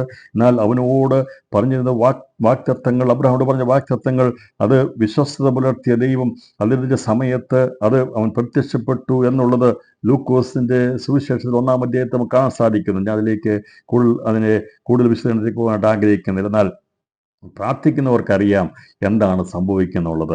യഥാർത്ഥമായി ദൈവത്തിൽ ആശ്രയിക്കുന്നവർക്ക് ഓരോ കാലഘട്ടത്തിൽ നടക്കുന്ന സംഭവങ്ങളുടെ ബന്ധത്തിലെ കാര്യങ്ങളെ തിരിച്ചറിയാൻ കഴിയും. ദൈവവുമായി ബന്ധമുള്ളവർക്ക് അതിനെ മനസ്സിലാക്കിയെടുക്കാനായിട്ട് സാധിക്കത്തുള്ളൂ. 1-ാം അധ്യായത്തിൽ ലൂക്കോസിന്റെ സുവിശേഷം 1-ാം അധ്യായത്തിൽ അത് അതിൻ്റെ 54-ാം വാക്യം, നമ്മുടെ പിതാക്കന്മാരോട് അരുളിച്ചതുപോലെ അബ്രഹാമിനും അവൻ്റെ സന്തതിക്കും എന്നേക്കും കരുണ ഓർക്കുകയാണ്. അപ്പോൾ അബ്രഹാമിനോടും അവൻ്റെ സന്തതിയോടുമുള്ള ദൈവത്തിൻ്റെ കരുണയാണ് അത് എന്നേക്കും ഓർക്കേണ്ടതിന് ദൈവം പ്രത്യക്ഷപ്പെട്ട് അവിടെ കാണിച്ചു കൊടുത്ത് പറഞ്ഞു, അബ്രഹാമിൻ്റെ മകളാണെന്ന് പറഞ്ഞോളെ എന്ന് പറഞ്ഞു. 76-ാം വാക്യത്തിലേക്ക് വരുമ്പോൾ 76 വരുമ്പോൾ ഇവിടെ കാണുന്നത് അതിൻ്റെ 75-ാം വാക്യം, അവൻ നമ്മുടെ പിതാവായ അബ്രഹാമിനോട് ചെയ്ത സത്യവും തൻ്റെ വിശുദ്ധ നിയമവും ഓർത്തത് കൊണ്ടും ആകുന്നു. അപ്പോൾ ദൈവത്തിൻ്റെ വാക്കുകൾ, വാഗ്ദത്തങ്ങൾ പറഞ്ഞു പോയിട്ടുണ്ടെങ്കിൽ അത് കേട്ടവർ അതിനെ കാണാതെ ലോകത്തുനിന്ന് മാറ്റപ്പെട്ടാലും അവർ ഒരുപക്ഷെ ശാരീരികമായിട്ട് അവിടെ കാണത്തില്ലായിരിക്കാം. എന്നാൽ ദൈവം അബ്രഹാമിനോട് പറഞ്ഞ വാക്കുകൾ, വാഗ്ദത്തങ്ങൾ അത് പൂർത്തീകരിക്കപ്പെട്ടതായി തീരുവാനിടയാത്തുന്നു. ശാരീരികമായിട്ട് ജഡത്തിൽ അവരോട് ഇല്ലായിരുന്നെങ്കിലും ദൈവം അവരോട് പറഞ്ഞ വാഗ്ദത്തങ്ങൾ നിറവേറ്റപ്പെടുവാനിടയാത്തുന്നു. എന്നാൽ ഏറ്റവും നല്ലതൊന്ന് നമുക്ക് വേണ്ടി മുൻകരുതിയിരുന്നുവെന്ന് ഈ ക്രിസ്തുയേശുവിനെ കുറിച്ച് എബ്രായ ലേഖനം അതിൻ്റെ 11-ാം അധ്യായം 40-ാം വാക്യത്തിൽ പറയുന്നു, അവർ നമ്മെ കൂടാതെ രക്ഷാപൂർത്തി പ്രാപിക്കാതിരിക്കേണ്ടതിന് ദൈവം നമുക്ക് വേണ്ടി ഏറ്റവും നല്ലതൊന്ന് മുൻകരുതിയിരുന്നു. അപ്പോൾ പഴയ നിയമത്തിൻ്റെ യാഗങ്ങളൊക്കെ അതൊരു പരിധിവരെ അവർക്ക് ഗുണീകരണത്തിന് വേണ്ടി, അവരുടെ നീതീകരണത്തിന് വേണ്ടി പ്രയോജനമുള്ളതായിരുന്നെങ്കിൽ അതുകൊണ്ടൊന്നും മനുഷ്യവംശത്തിന് പൂർത്തീകരിക്കപ്പെടാൻ നല്ലതായൊരു പ്രമാണമല്ലായിരുന്നു, കുറവുള്ളതായൊരു പ്രമാണമാണ്. ഗലാത്യനോട് പറയുന്നത്, കുറ്റമറ്റൊരു പ്രമാണം ന്യായപ്രമാണമായിരുന്നെങ്കിൽ മറ്റൊരു പ്രമാണം വരേണ്ട ആവശ്യമില്ലായിരുന്നു. എന്നാൽ പഴയ നിയമത്തിൻ്റെതായ അപാകതകൾ അതിനെ പൂർത്തീകരിക്കാൻ കഴിയാതിരുന്നതുകൊണ്ട്, അതിന് ജഡത്തെ ആരും നീതീകരിക്കപ്പെടുവാൻ കഴിയാത്ത പ്രമാണമായതുകൊണ്ട് ദൈവം പുതിയൊരു പ്രമാണം നൽകുവാൻ ഏറ്റവും നല്ലതൊന്ന് മുൻകരുതിയിരുന്നത് എന്ന് പറഞ്ഞതിൻ്റെ അർത്ഥം, മനുഷ്യനെ സൃഷ്ടിക്കുന്നതിന് മുമ്പ് ദൈവം ഏറ്റവും നല്ലതൊന്ന് മുൻകരുതിയിരുന്നു. ഇന്ന് ഈ സന്ദേശം കേൾക്കുമ്പോൾ പ്രിയപ്പെട്ടവരെ, നാം എത്ര ഭാഗ്യമുള്ളവരാണെന്നറിയാമോ? വിശേഷതയേറിയ വാഗ്ദത്തത്തിനും വിശേഷതയേറിയ ശുശ്രൂഷയ്ക്കും വിശേഷതയേറിയ നിയമങ്ങൾക്കും നാം അവകാശികളായി തീർന്നതിനായി നമുക്ക് സ്തോത്രം ചെയ്യാം. പഴയ നിയമത്തിലുള്ളതിനേക്കാൾ എത്രയോ വിശേഷമേറിയ വാഗ്ദത്തവും വിശേഷതയേറിയ ശുശ്രൂഷകളുമാണ് ദൈവം നമുക്ക് തന്നിരിക്കുന്നത്. അതേക്കുറിച്ച് നമുക്ക് കാണാൻ സാധിക്കുന്നത് 7-ാം അധ്യായം 22-ാം വാക്യം, എബ്രായ 7:22 പറയിക്കുന്നത്, അതുകൂടാതെ അല്ലെന്നതിന് ഒത്തവണ്ണം വിശേഷമേറിയ നിയമത്തിന് യേശു ഉത്തരവാദിയായി തീർന്നിരിക്കുന്നു. വിശേഷമേറിയ നിയമമാണ് പുതിയ നിയമം. 8:6 അവനോ വിശേഷതയേറിയ വാഗ്ദത്തങ്ങളിന്മേൽ സ്ഥാപിക്കപ്പെട്ട നിയമത്തിന്റെ മധ്യസ്ഥനാകിയാൽ അതിൻ്റെ വിശേഷതയ്ക്ക് ഒത്തവണ്ണം വിശേഷതയേറിയ ശുശ്രൂഷയും പ്രാപിച്ചിരിക്കുന്നു. അപ്പോൾ പുതിയ നിയമത്തിൽ നമുക്ക് ഏറ്റവും നല്ലതൊന്ന് മുൻകരുതിയിരുന്നത് ക്രിസ്തു മുഖാന്തരമുള്ള വീണ്ടെടുപ്പായിരുന്നു. പഴയ നിയമത്തിൻ്റെ വീണ്ടെടുപ്പിൽ അത് പൂർത്തീകരിക്കപ്പെട്ടിരുന്നില്ല. കഴിഞ്ഞ ദിവസം ബൈബിൾ ക്ലാസ് കഴിഞ്ഞപ്പോൾ എന്നോട് ഒരു വ്യക്തി, എനിക്ക് അദ്ദേഹത്തെ അറിയത്തില്ല, അദ്ദേഹം ചോദിച്ചു, പാതാളത്തിൽ പോയി യേശു സുവിശേഷം അറിയിച്ച തെളിവുണ്ടോ എന്നൊക്കെ ചോദിച്ച് അദ്ദേഹം ചോദ്യപ്പാട്ടിടയായി തീർന്നു. അപ്പോൾ ഏറ്റവും നല്ലത് മുൻകരുതിയിരുന്ന എന്നെയും നിങ്ങളെയും പാതാളത്തിലേക്ക് വിടാതിരിക്കുന്നത് വേണ്ടിയാണ് യേശു കർത്താവ് ലോകത്തിൽ വന്നപ്പോൾ പാതാളത്തിൽ പോയി സുവിശേഷം അറിയിച്ചത്. അപ്പോൾ പലരും അത് ചോദിക്കും, പാതാളത്തിൽ പോയി സുവിശേഷം അറിയിച്ചോ എന്നുള്ളത് അങ്ങനെ എഴുതിയിട്ടില്ല. കാരണം അങ്ങനെ എഴുതി വെച്ചിരുന്നെങ്കിൽ പിന്നെ അതൊക്കെ വായിച്ചു വിട്ടാൽ മതിയായിരുന്നു. പക്ഷെ അതിനെ വ്യാഖ്യാനിക്കാൻ വേണ്ടിയാണ് അങ്ങനെ രേഖപ്പെടുത്തിയിരിക്കുന്നത്. പാതാളത്തിൽ പോയിട്ടുണ്ടോ ഇല്ല എന്നുള്ളതിനെക്കുറിച്ചൊക്കെ സവിസ്തരം ഞാൻ ഇതിനു മുമ്പ് ക്ലാസ് എടുത്തിട്ടുണ്ട്, പുസ്തകം എഴുതിയിട്ടുണ്ട്. ദൈവം വെച്ചാൽ അത് വെളിപ്പാട് പുസ്തക പഠനത്തിൽ അതേക്കുറിച്ച് പറയുന്നതായിരിക്കും. പക്ഷേ ഇവിടെ ഞാൻ അതിലേക്ക് കടന്നു പോകാൻ ആഗ്രഹിക്കുന്നില്ല. നിശ്ചയമായിട്ട് ചോദ്യങ്ങൾ ചോദിക്കുന്നത് നല്ലതാണ്. പക്ഷേ ഈ അതിന് വരെ മുമ്പ് വരെയുള്ള ഞാനിവിടെ പറഞ്ഞു വന്നത്, സന്ദർഭോചിതമായി പറഞ്ഞു വരുന്നത്, അന്ന് വരെയും ഏറ്റവും നല്ലതൊന്നും നടക്കാതിരുന്നത് കൊണ്ട് ഈ പ്രമാണത്തിൻ്റെ ശക്തിയാൽ പാപങ്ങൾക്ക് പരിഹാരം വരാത്തത് കൊണ്ട് അവരെല്ലാവരും മരണാനന്തരം അവർ പാതാളത്തിലേക്ക് പോകുവാൻ ഇടയായിരുന്നു. മരിച്ചുപോയ വിശുദ്ധന്മാർക്ക് ആർക്കും തന്നെ സ്വർഗത്തിലേക്ക് പ്രവേശിക്കാൻ കഴിയാതിരുന്നപ്പോൾ യേശു മുഖാന്തരമുള്ള നല്ല പ്രവൃത്തി നടന്ന് ക്രിസ്തുവിൻ്റെ രക്തം ചിന്തപ്പെട്ട സമയം മുതലാണ് പരദീസയുടെ വാതിൽ തുറക്കാനിടയെത്തുന്നത്. ഞാൻ വിശ്വസിക്കുന്നു ക്രിസ്തുവിൻ്റെ രക്തത്തിൻ്റെ ചില അവൻ നിന്ന് ഒഴുകിയ രക്തത്തിൻ്റെ ചീറ്റിയ രക്തത്തിൻ്റെ ഒരു ഭാഗമെങ്കിലും ഞാൻ വിശ്വസിക്കുന്നു അവിടെ കിടന്ന വ്യക്തിയുടെ ശരീരത്തിൽ വീണപ്പോൾ അത് പരിഹാരമാക്കി തീരുവാൻ അവനോട് കൂടെ ക്രൂശിക്കപ്പെട്ട ക്രിസ്തുവിനോട് ക്രൂശിക്കപ്പെട്ടവൻ അവൻ പരദീസയ്ക്ക് യോഗ്യനായി തീരുവാൻ കാരണമാറ്റിരുന്നത് കുഞ്ഞാടിൻ്റെ രക്തം പാപത്തിൻ്റെ പരിഹാരമാറ്റിരുന്നത്. യേശു പറഞ്ഞു, നീ എന്നോട് കൂടെ പരദീസയിലേക്ക്. അതുവരെയും ആർക്കും പരദീസയിലേക്ക് പ്രവേശിക്കുവാൻ കഴിയാതെ വണ്ണം അവരൊക്കെയും പാപത്തിൻ്റെ പിടിയിൽ അകപ്പെട്ട് കഴിഞ്ഞപ്പോൾ അവർക്ക് വേണ്ടി പഴയ നിയമത്തിൻ്റെ ആടുകളുടെയും കാളകളുടെയും രക്തങ്ങൾക്കൊന്നും മനുഷ്യപാപത്തെ അത് പൂർണ്ണമായി വിടിവിക്കാൻ കഴിയാതിരുന്നപ്പോൾ യേശു കർത്താവ് മുഖാന്തരമായി അവൻ്റെ രക്തം നമ്മുടെ സകല പാപത്തിനും പരിഹാരമായി തീർന്നതിനെയാണ് ഏറ്റവും നല്ലതെന്ന് മുൻകരുതിയെന്ന് പറഞ്ഞിരിക്കുന്നത്. ഇബ്രായലേഖനം 10-ാം അധ്യായം അതിൻ്റെ മുഴുവൻ വായിച്ചു കഴിഞ്ഞാൽ അതേക്കുറിച്ച് നമുക്ക് കാണാൻ സാധിക്കുന്നത് ന്യായപ്രമാണത്തിൻ്റെ മുഴുവനും തികവല്ലാത്ത കാര്യങ്ങളെക്കുറിച്ചും അവൻ്റെ പൂർത്തീകരണമില്ലായ്മയെക്കുറിച്ചും എന്നാൽ പുതിയ നിയമത്തിൻ്റെ പൂർത്തീകരണത്തെക്കുറിച്ചും തികവുള്ളതിനെക്കുറിച്ചുമാണ് 10-ാം അധ്യായത്തിൽ രേഖപ്പെടുത്തിയിരിക്കുന്നത്. അതിൻ്റെ ഒരു ഭാഗം മാത്രം ഞാൻ വായിച്ച് വേഗത്തിൽ മുമ്പോട്ട് പോകാൻ കർത്താവിൽ താല്പര്യപ്പെടുകയാണ്. ആകെ ഇഷ്ടത്താൽ യേശു ക്രിസ്തു ഒരിക്കലായി കഴിച്ച ശരീരയാഗത്താൽ വിശുദ്ധീകരിക്കപ്പെട്ടിരിക്കുന്നു എന്ന് വിശുദ്ധീകരിക്കപ്പെട്ടു. നമ്മൾ പുതിയ നിയമത്തിൽ നമ്മൾ വിശുദ്ധീകരിക്കപ്പെട്ടിരിക്കുകയാണ്. നമ്മൾ എവിടെയെങ്കിലും പ്രത്യേക സ്ഥലത്ത് കൊണ്ട് വിശുദ്ധീകരിക്കാനില്ല. ഭൂമിയിൽ വെച്ച് തന്നെ, കുഴിയിൽ വെച്ച് തന്നെ അതിൻ്റെ കല്ലിൻ്റെ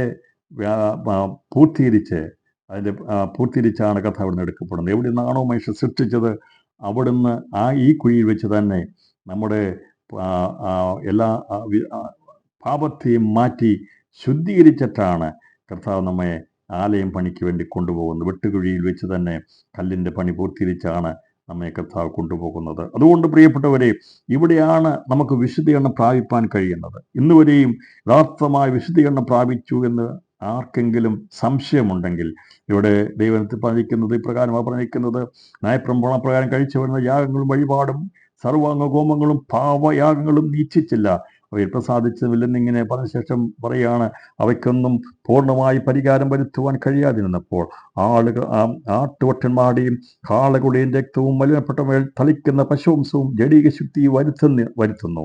എങ്കിൽ നിത്യാത്മാവിനാൽ ദൈവത്തിന് തന്നെത്താൻ നിഷ്കളങ്കനായി അർപ്പിച്ച ക്രിസ്തുയേശു രക്തം ജീവനുള്ള ദൈവത്തെ ആരാധിപ്പാൻ നിങ്ങളുടെ മനസ്സാക്ഷിയെ നിർജീവ പ്രവൃത്തികളെ പോക്കി എത്രയധികം ശുദ്ധീകരിക്കും. അതുകൊണ്ട് ശുദ്ധീകരിക്കപ്പെട്ടവരായി തീരുവാൻ ദൈവത്തിൻ്റെ കൃപയാൽ നമുക്ക് ഭാഗ്യം ലഭിച്ചതിൻ്റെ കാരണം ഏറ്റവും നല്ലതൊന്ന് അവൻ മുൻകരുതിയിരുന്നത് നമുക്ക് വേണ്ടി ആയിരുന്നു. അത് പ്രാപിച്ചതുകൊണ്ടാണ് എന്ന് നമുക്ക് പറയാൻ സാധിക്കുന്നത്. അപ്പോൾ മനുഷ്യനെ ദൈവം സൃഷ്ടിക്കുന്നതിന് മുമ്പ് സൃഷ്ടികളെ നോക്കി നല്ലതെന്ന് പറഞ്ഞു. മനുഷ്യ സൃഷ്ടിയെ സൃഷ്ടിച്ച് ദൈവം പറഞ്ഞു എത്രയും നല്ലതെന്ന് പറഞ്ഞു. എന്നാൽ ആദത്തെ യഹോവയിൽ നിന്ന് വേർതിരിപ്പിക്കുന്നതിന് മുമ്പായ ദൈവം പറഞ്ഞു നല്ലതല്ലെന്ന് പറഞ്ഞു. എന്നാൽ അതിനുശേഷമായി നമുക്ക് കാണാൻ സാധിക്കുന്ന ഏറ്റവും നല്ലതെന്ന് മുൻകരുതിയിരുന്നത് ക്രിസ്തുയേശു മുഖാന്തരമുള്ള വീണ്ടെടുപ്പാണ്. അപ്പോൾ ഏറ്റവും നല്ലതായിട്ടുള്ള വീണ്ടെടുപ്പ് പ്രാപിപ്പാൻ ദൈവം നമ്മുടെ മേൽ പ്രവർത്തിച്ചതെങ്കിൽ നമ്മിൽ നല്ല പ്രവൃത്തിയെ തുടങ്ങിയവൻ ക്രിസ്തുവിൻ്റെ നാളോളം അതിനെ തികച്ചെടുക്കുവാൻ വിശ്വസ്തൻ തന്നെയാണ്. ഇപ്പോൾ പഴയ നിയമത്തിൽ ഉണ്ടായിരുന്ന ദൈവത്തിൻ്റെ വിശ്വസ്തത അബ്രഹാമിനോടുള്ളത് അത് പൂർത്തീകരിക്കപ്പെടുവാൻ അക്ഷരികമായിട്ടും ആത്മീയമായിട്ട് പൂർത്തീകരിക്കപ്പെടുകയുണ്ട്. അവിടെ കർത്താവ് നിസ്സഹായജനമായിരിക്കുന്ന ബന്ധിതരായിരിക്കുന്നവരെ വിടുവിച്ചു, ബദ്ധന്മാരെ അഴിച്ചുവിട്ടു, കുനിഞ്ഞിരുന്നവരെ നിവൃത്തി, അതെല്ലാം ചെയ്ത ശേഷമായി സകല ജാതികൾക്കുമുള്ള നിന്നിൽ സകല ജാതികളും അനുഗ്രഹിക്കപ്പെടുമെന്നുള്ള ഏറ്റവും ഉന്നതമായിരുന്ന ഒരു മുൻകരുതിയ ഒരു വാക്തത്വമുണ്ടായിരുന്നു, ഒരു വിശ്വസ്തമായ വാക്കുണ്ടായിരുന്നു, അബ്രഹാമിന്റെ വാക്കുകളുണ്ടായിരുന്നു. അതിനെ സ്ഥാപിതമാക്കുവാൻ വേണ്ടിയാണ് യേശു ക്രിസ്തു ലോകത്തിൽ വന്നത്.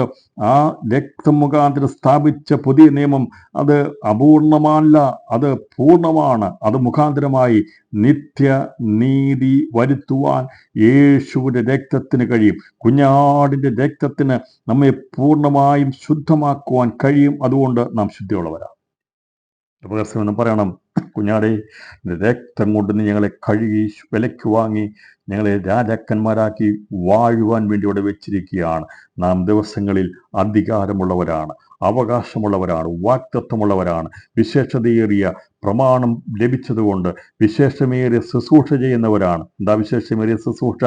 ഞാനും നിങ്ങളും കൂടി വന്ന് ആരാധിക്കുമ്പോൾ ദൂതന്മാർ പോലും കുനിഞ്ഞു നോക്കുന്ന ആരാധനയിലേക്ക് നോക്കുന്നത് മൺപൊടികളായിരിക്കുന്ന ഞാനും നിങ്ങളും വിശുദ്ധീകരണം പ്രാപിച്ച ഞാനും നിങ്ങളും ദൈവത്തെ മഹത്വപ്പെടുത്തി ആരാധിക്കുമ്പോൾ അതിനുള്ള സ്വാതന്ത്ര്യമില്ലാത്ത ദൂതഗണങ്ങൾ സ്വർഗാസ്വർഗത്തിലുണ്ടെന്നാൽ ദൈവകൃപയിൽ എൻ്റെയും നിങ്ങളുടെയും മുഖത്തെ നോക്കി ദൈവം സന്തോഷിക്കുകയാണ്. സ്വർഗം സന്തോഷിക്കുന്നത് കുഞ്ഞാടിൻ്റെ ജീവൻ നമുക്ക് വേണ്ടി ഊറ്റപ്പെട്ടതുകൊണ്ട് അവൻ്റെ രക്തത്തിൻ്റെ വിലകളായിരിക്കുന്ന ഞാനും നിങ്ങളും അവിടെ ഇവിടങ്ങളായി കൂടി വന്ന് ആരാധിക്കുമ്പോൾ സ്വർഗീയ സൈന്യം കുനിഞ്ഞു നോക്കും. പിതാവാന്തയോടേക്ക് ഇറങ്ങിച്ചെല്ലുന്ന ദൈവത്തിൻ്റെ സാന്നിധ്യം ഇടുന്ന കാണുവാൻ വേണ്ടി ഒരു കുനിഞ്ഞു നോക്കുകയാണ്. ഇന്ന് പകൽ സമയവും നമ്മുടെ ആരാധനയിൽ ദൈവത്തിൻ്റെ സാന്നിധ്യം ഇറങ്ങി വന്നിട്ടുണ്ട്. കാരണം മൺപൊടിയായിരുന്നു, ഒന്നുമില്ലാതിരുന്ന അശുദ്ധിയിൽ ജനിച്ച പാപത്തിൽ വളർന്ന എന്നെയും നിങ്ങളെയും തികവുള്ളവരാക്കി തീർക്കുവാൻ വേണ്ടി അവൻ്റെ രക്തം കൊണ്ട് വിലയ്ക്ക് വാങ്ങി നമ്മൾ വിലയുള്ളവരാക്കി തീർത്ത ആ മുൻകരുതലിനായി സ്തോത്രം ചെയ്യാം. ഈ കാലഘട്ടത്തിൽ ദൈവം നമ്മെ വീണ്ടെടുത്തനായി ദൈവത്തിന് സ്തോത്രം ചെയ്യാം. എല്ലാ ഭാരങ്ങളും വിഷമതകളും ഇന്ന് പകർച്ചം മാറിപ്പോകുവാനിടയാത്തണം. ഇന്ന് പകർച്ചം പറയണം, എൻ്റെ ആത്മാവിനെയും ശരീരത്തിൻ്റെയും വീണ്ടെടുപ്പിന് വേണ്ടി, എൻ്റെ രക്ഷയ്ക്ക് വേണ്ടി യേശു കർത്താവ് നമ്മെ വിടിവിപ്പാനിടയത്. നമുക്ക് പലപ്പോഴും സംശയങ്ങൾ തോന്നും. ആത്മാവ് എവിടെയാണെന്നുള്ള ചിന്ത പലർക്കും തോന്നാറുണ്ട്. അതെവിടെയാണ് ഇരിക്കുന്നത്? ഹൃദയത്തിലാണോ ഇരിക്കുന്നത്? ശരീരത്തിലാണോ എവിടെയാണോ ഇരിക്കുന്നത് എന്നൊക്കെ ചിന്ത വരും. ഈ ആത്മാവും ജീവനും തമ്മിലുള്ള വ്യത്യാസം എന്ന് പറഞ്ഞു കഴിഞ്ഞാൽ എല്ലാ മനുഷ്യനിലും ആ ജീവനുണ്ട്. ജീവൻ രക്തത്തിലാണ് അടങ്ങിയിരിക്കുന്നത്. കർത്താവ് പറഞ്ഞു, രക്തത്തിലാണ് ജീവൻ അടങ്ങിയിരിക്കുന്നത്. മൃഗത്തെ കൊല്ലുമ്പോൾ മൃഗത്തിൻ്റെ രക്തം നീ കുടിക്കരുതെന്ന് പറയാൻ കാരണം രക്തത്തിൽ അതിൻ്റെ ജീവൻ അടങ്ങിയിരിക്കുന്നത് കൊണ്ടാണ്. അത് കുടിക്കരുത്, കുടിച്ചു കഴിഞ്ഞാൽ അതിൻ്റെ സ്വഭാവം നിനക്ക് വരും. അതുകൊണ്ടാണ് അത് കുടിക്കരുതെന്ന് പറഞ്ഞിരിക്കുന്നത്. അപ്പോൾ അങ്ങനെ രക്തത്തിൽ ആണ് ജീവൻ അടങ്ങിയിരിക്കുന്നത്. അതുകൊണ്ടാണ് ഈ രക്തം നിലയ്ക്കുമ്പോൾ, ഓട്ടം നിലയ്ക്കുമ്പോൾ ജീവൻ വിട്ടുപോയി എന്ന് പറയുന്നത്. അത് മരിച്ചു, അത് തീർന്നു. എന്നാൽ മനുഷ്യനുള്ള ജീവൻ, അത് ജീവനുള്ള ദേഹിയായി തീർന്നു കഴിഞ്ഞപ്പോൾ രക്തത്തിൽ ഓടുന്ന മനുഷ്യജീവനിൽ തന്നെയാണ് ആത്മാവിൻ്റെ ഭാഗം അടങ്ങിയിരിക്കുന്നത്. അപ്പോൾ ആത്മാവും ജീവനും നമ്മൾ വേർതിരിക്കപ്പെട്ടു. അത് മരിക്കുന്ന സമയത്ത് എത്തേണ്ട പർദീസയിലോ അത് എത്തേണ്ട സ്ഥലങ്ങളിലേക്ക് എത്തിപ്പെടും. വിശുദ്ധന്മാർ മരിക്കുമ്പോൾ ജീവനും ആത്മാവുമായിട്ടാണ് മാറ്റപ്പെടുന്നത്. എന്നാൽ പാപികളായിരിക്കുന്നവർ മരിച്ചു കഴിഞ്ഞാൽ അവരുടെ ജീവൻ മാത്രമേ ഉള്ളൂ. ആത്മാവില്ലാത്തതുകൊണ്ട്, ദൈവത്തിന് അംശമില്ലാത്തതുകൊണ്ട് അവർ പാതാളത്തിൽ നരകത്തിലേക്കാണ് മാറ്റപ്പെടുന്നത്. എന്നാൽ ദൈവിക വിശുദ്ധീകരണം പ്രാപിച്ച് ദൈവത്തിന് നീതീകരണം പ്രാപിച്ചവരുടെ ഉള്ളിൽ അവരുടെ ജീവനിൽ അത് ആത്മാവ് കൂടി ഉള്ളതുകൊണ്ട് അത് ആ ജീവനും ആത്മാവും കൂടി ഒരുമിച്ചാണ് എടുക്കപ്പെടേണ്ട സ്ഥലത്തേക്ക് എടുക്കപ്പെടുന്നത്. അപ്പോൾ നിങ്ങൾ മരിച്ച് നിങ്ങളുടെ ജീവൻ ക്രിസ്തുവിൽ മറിഞ്ഞിരിക്കുന്നു എന്ന് പറഞ്ഞിരിക്കുന്നതിൻ്റെ അർത്ഥം, നമ്മൾ മരിച്ച് അടങ്ങിയിരിക്കുന്നതിൻ്റെ അർത്ഥം നമ്മൾ ജീവിക്കുന്ന ക്രിസ്തുവിൽ ജീവിക്കുന്നതുകൊണ്ട് പറഞ്ഞിരിക്കുന്നത്. അപ്പോൾ ക്രിസ്തുവിൽ നമ്മൾ മരിച്ചടക്കപ്പെട്ട് ഇരിക്കുന്നതിൻ്റെ അർത്ഥം നമ്മുടെ ജീവൻ സ്വർഗത്തിലിരിക്കുന്നതിൻ്റെ അർത്ഥം അതല്ല. ക്രിസ്തുവുമായിട്ടുള്ള ദൈവമായിട്ടുള്ള ബന്ധത്തിൽ നാം ആയിരിക്കുന്നു. ജീവനായിരിക്കുന്ന ക്രിസ്തു പ്രത്യക്ഷപ്പെടും, അവനോടുകൂടെ നാം പ്രത്യക്ഷപ്പെടും. അതാണ് അർത്ഥം ഇരിക്കുന്നത്. അപ്പോൾ ക്രിസ്തുവിൽ നാം വിശ്വസിക്കുന്ന മുഖാന്തരമായി ജീവനുമായി ദൈവത്തിന് ബന്ധമുണ്ട്. നമ്മുടെ എല്ലാ ജീവിതത്തിൻ്റെ നമ്മുടെ ശരീരത്തിലൂടെ രക്തത്തിലൂടെ ഓടിക്കൊണ്ടിരിക്കുന്ന ജീവനും ആത്മാവിനും ദൈവമായിട്ട് ബന്ധമുണ്ട്. അത് ക്രിസ്തുവിൽ മറിഞ്ഞിരിക്കുകയാണ്. അതുകൊണ്ടാണ് നമ്മുടെ ജീവൻ ക്രിസ്തുവിൽ മറിഞ്ഞിരിക്കുന്നു പറഞ്ഞിരിക്കുന്നത്. കാരണം നമ്മൾ തന്നെയല്ല ജീവിക്കുന്നത്, ക്രിസ്തു മുഖാന്തരമാണ് നാം ജീവിക്കുന്നത്. അവൻ മൂലം നിങ്ങൾ ജീവിക്കുമെന്ന് പറഞ്ഞിരിക്കുന്നത് ക്രിസ്തു മുഖാന്തരമാണ് നമ്മൾ ജീവിക്കുന്നത്. അതുകൊണ്ട് നമ്മുടെ രക്തത്തിലൂടെ ഒഴുകുന്ന രക്തത്തിലൂടെ ദൈവം തന്നിരിക്കുന്ന ജീവനും ആത്മാവും ഉണ്ട്. പാപിയായിരിക്കുന്ന മനുഷ്യനാണെങ്കിൽ അവൻ്റെ മേൽ ആത്മാവിൻ്റെ അംശം കാണത്തില്ല, അവന് ജീവൻ മാത്രമേ കാണുകയുള്ളൂ. എന്നാൽ നമ്മുടെ ജീവനെയും ആത്മാവിനെയും വേർപിരിച്ച് അത് രക്തത്തിൻ്റെ എവിടെയാണോ ഉത്ഭവിക്കുന്നത്, ജീവൻ എവിടെയാണോ ഉത്ഭവിക്കുന്നത് അവിടേക്കാണ് വചനം കടന്നില്ല. ഈ കേൾക്കുന്ന വചനമൊക്കെ കടന്നില്ലെന്ന് അസ്ഥിമഞ്ഞികൾക്കുള്ളിലേക്കാണ് ചെല്ലുന്നത്. അവിടെ നിന്നാണ് രക്തം ഉത്ഭവിക്കുന്നത്. അവിടെയാണ് ശുദ്ധീകരണം സംഭവിക്കുന്നത്.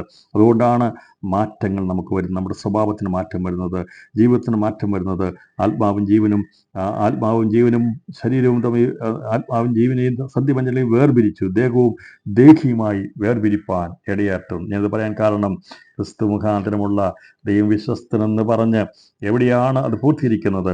അബ്രഹാമിൻ്റെ സന്തതിയോടുള്ള ബന്ധത്തിൽ അവരുടെ കുഞ്ഞിന് നിവൃത്തിയെങ്കിൽ ഭക്ഷണം കൊടുത്തെങ്കിൽ നമുക്ക് തെസ്സലോനിക്കർക്ക് 2-ാം ലേഖനത്തിൽ കാണാൻ സാധിക്കുന്നത് പുതിയ നിയമവ്യവസ്ഥയുള്ള ബന്ധത്തിൽ എന്താണ് ഏറ്റവും നല്ലത് മുൻകരുതിയിരുന്നവരുടെ ദൈവം വിശ്വസ്തത കാണിക്കുന്നതിനെ കുറിച്ച് തെസ്സലോനിക്കർക്ക് എഴുതിയ ലേഖനത്തിൽ രേഖപ്പെടുത്തി. അതുകൂടി വായിച്ചിട്ട് ഏറ്റവും അതിശ്രേഷ്ഠമായ ദൃശ്യം വെളിപ്പെടുത്തി ഞാൻ സന്ദേശം അവസാനിപ്പിക്കാം. ഇവിടെ തെസ്സലോനിക്കർക്ക് എഴുതിയ ലേഖനം രേഖപ്പെടുത്തിയിരിക്കുന്നത്, വെളിപ്പെടുത്തിയ ഭാഗം നമുക്കറിയാം.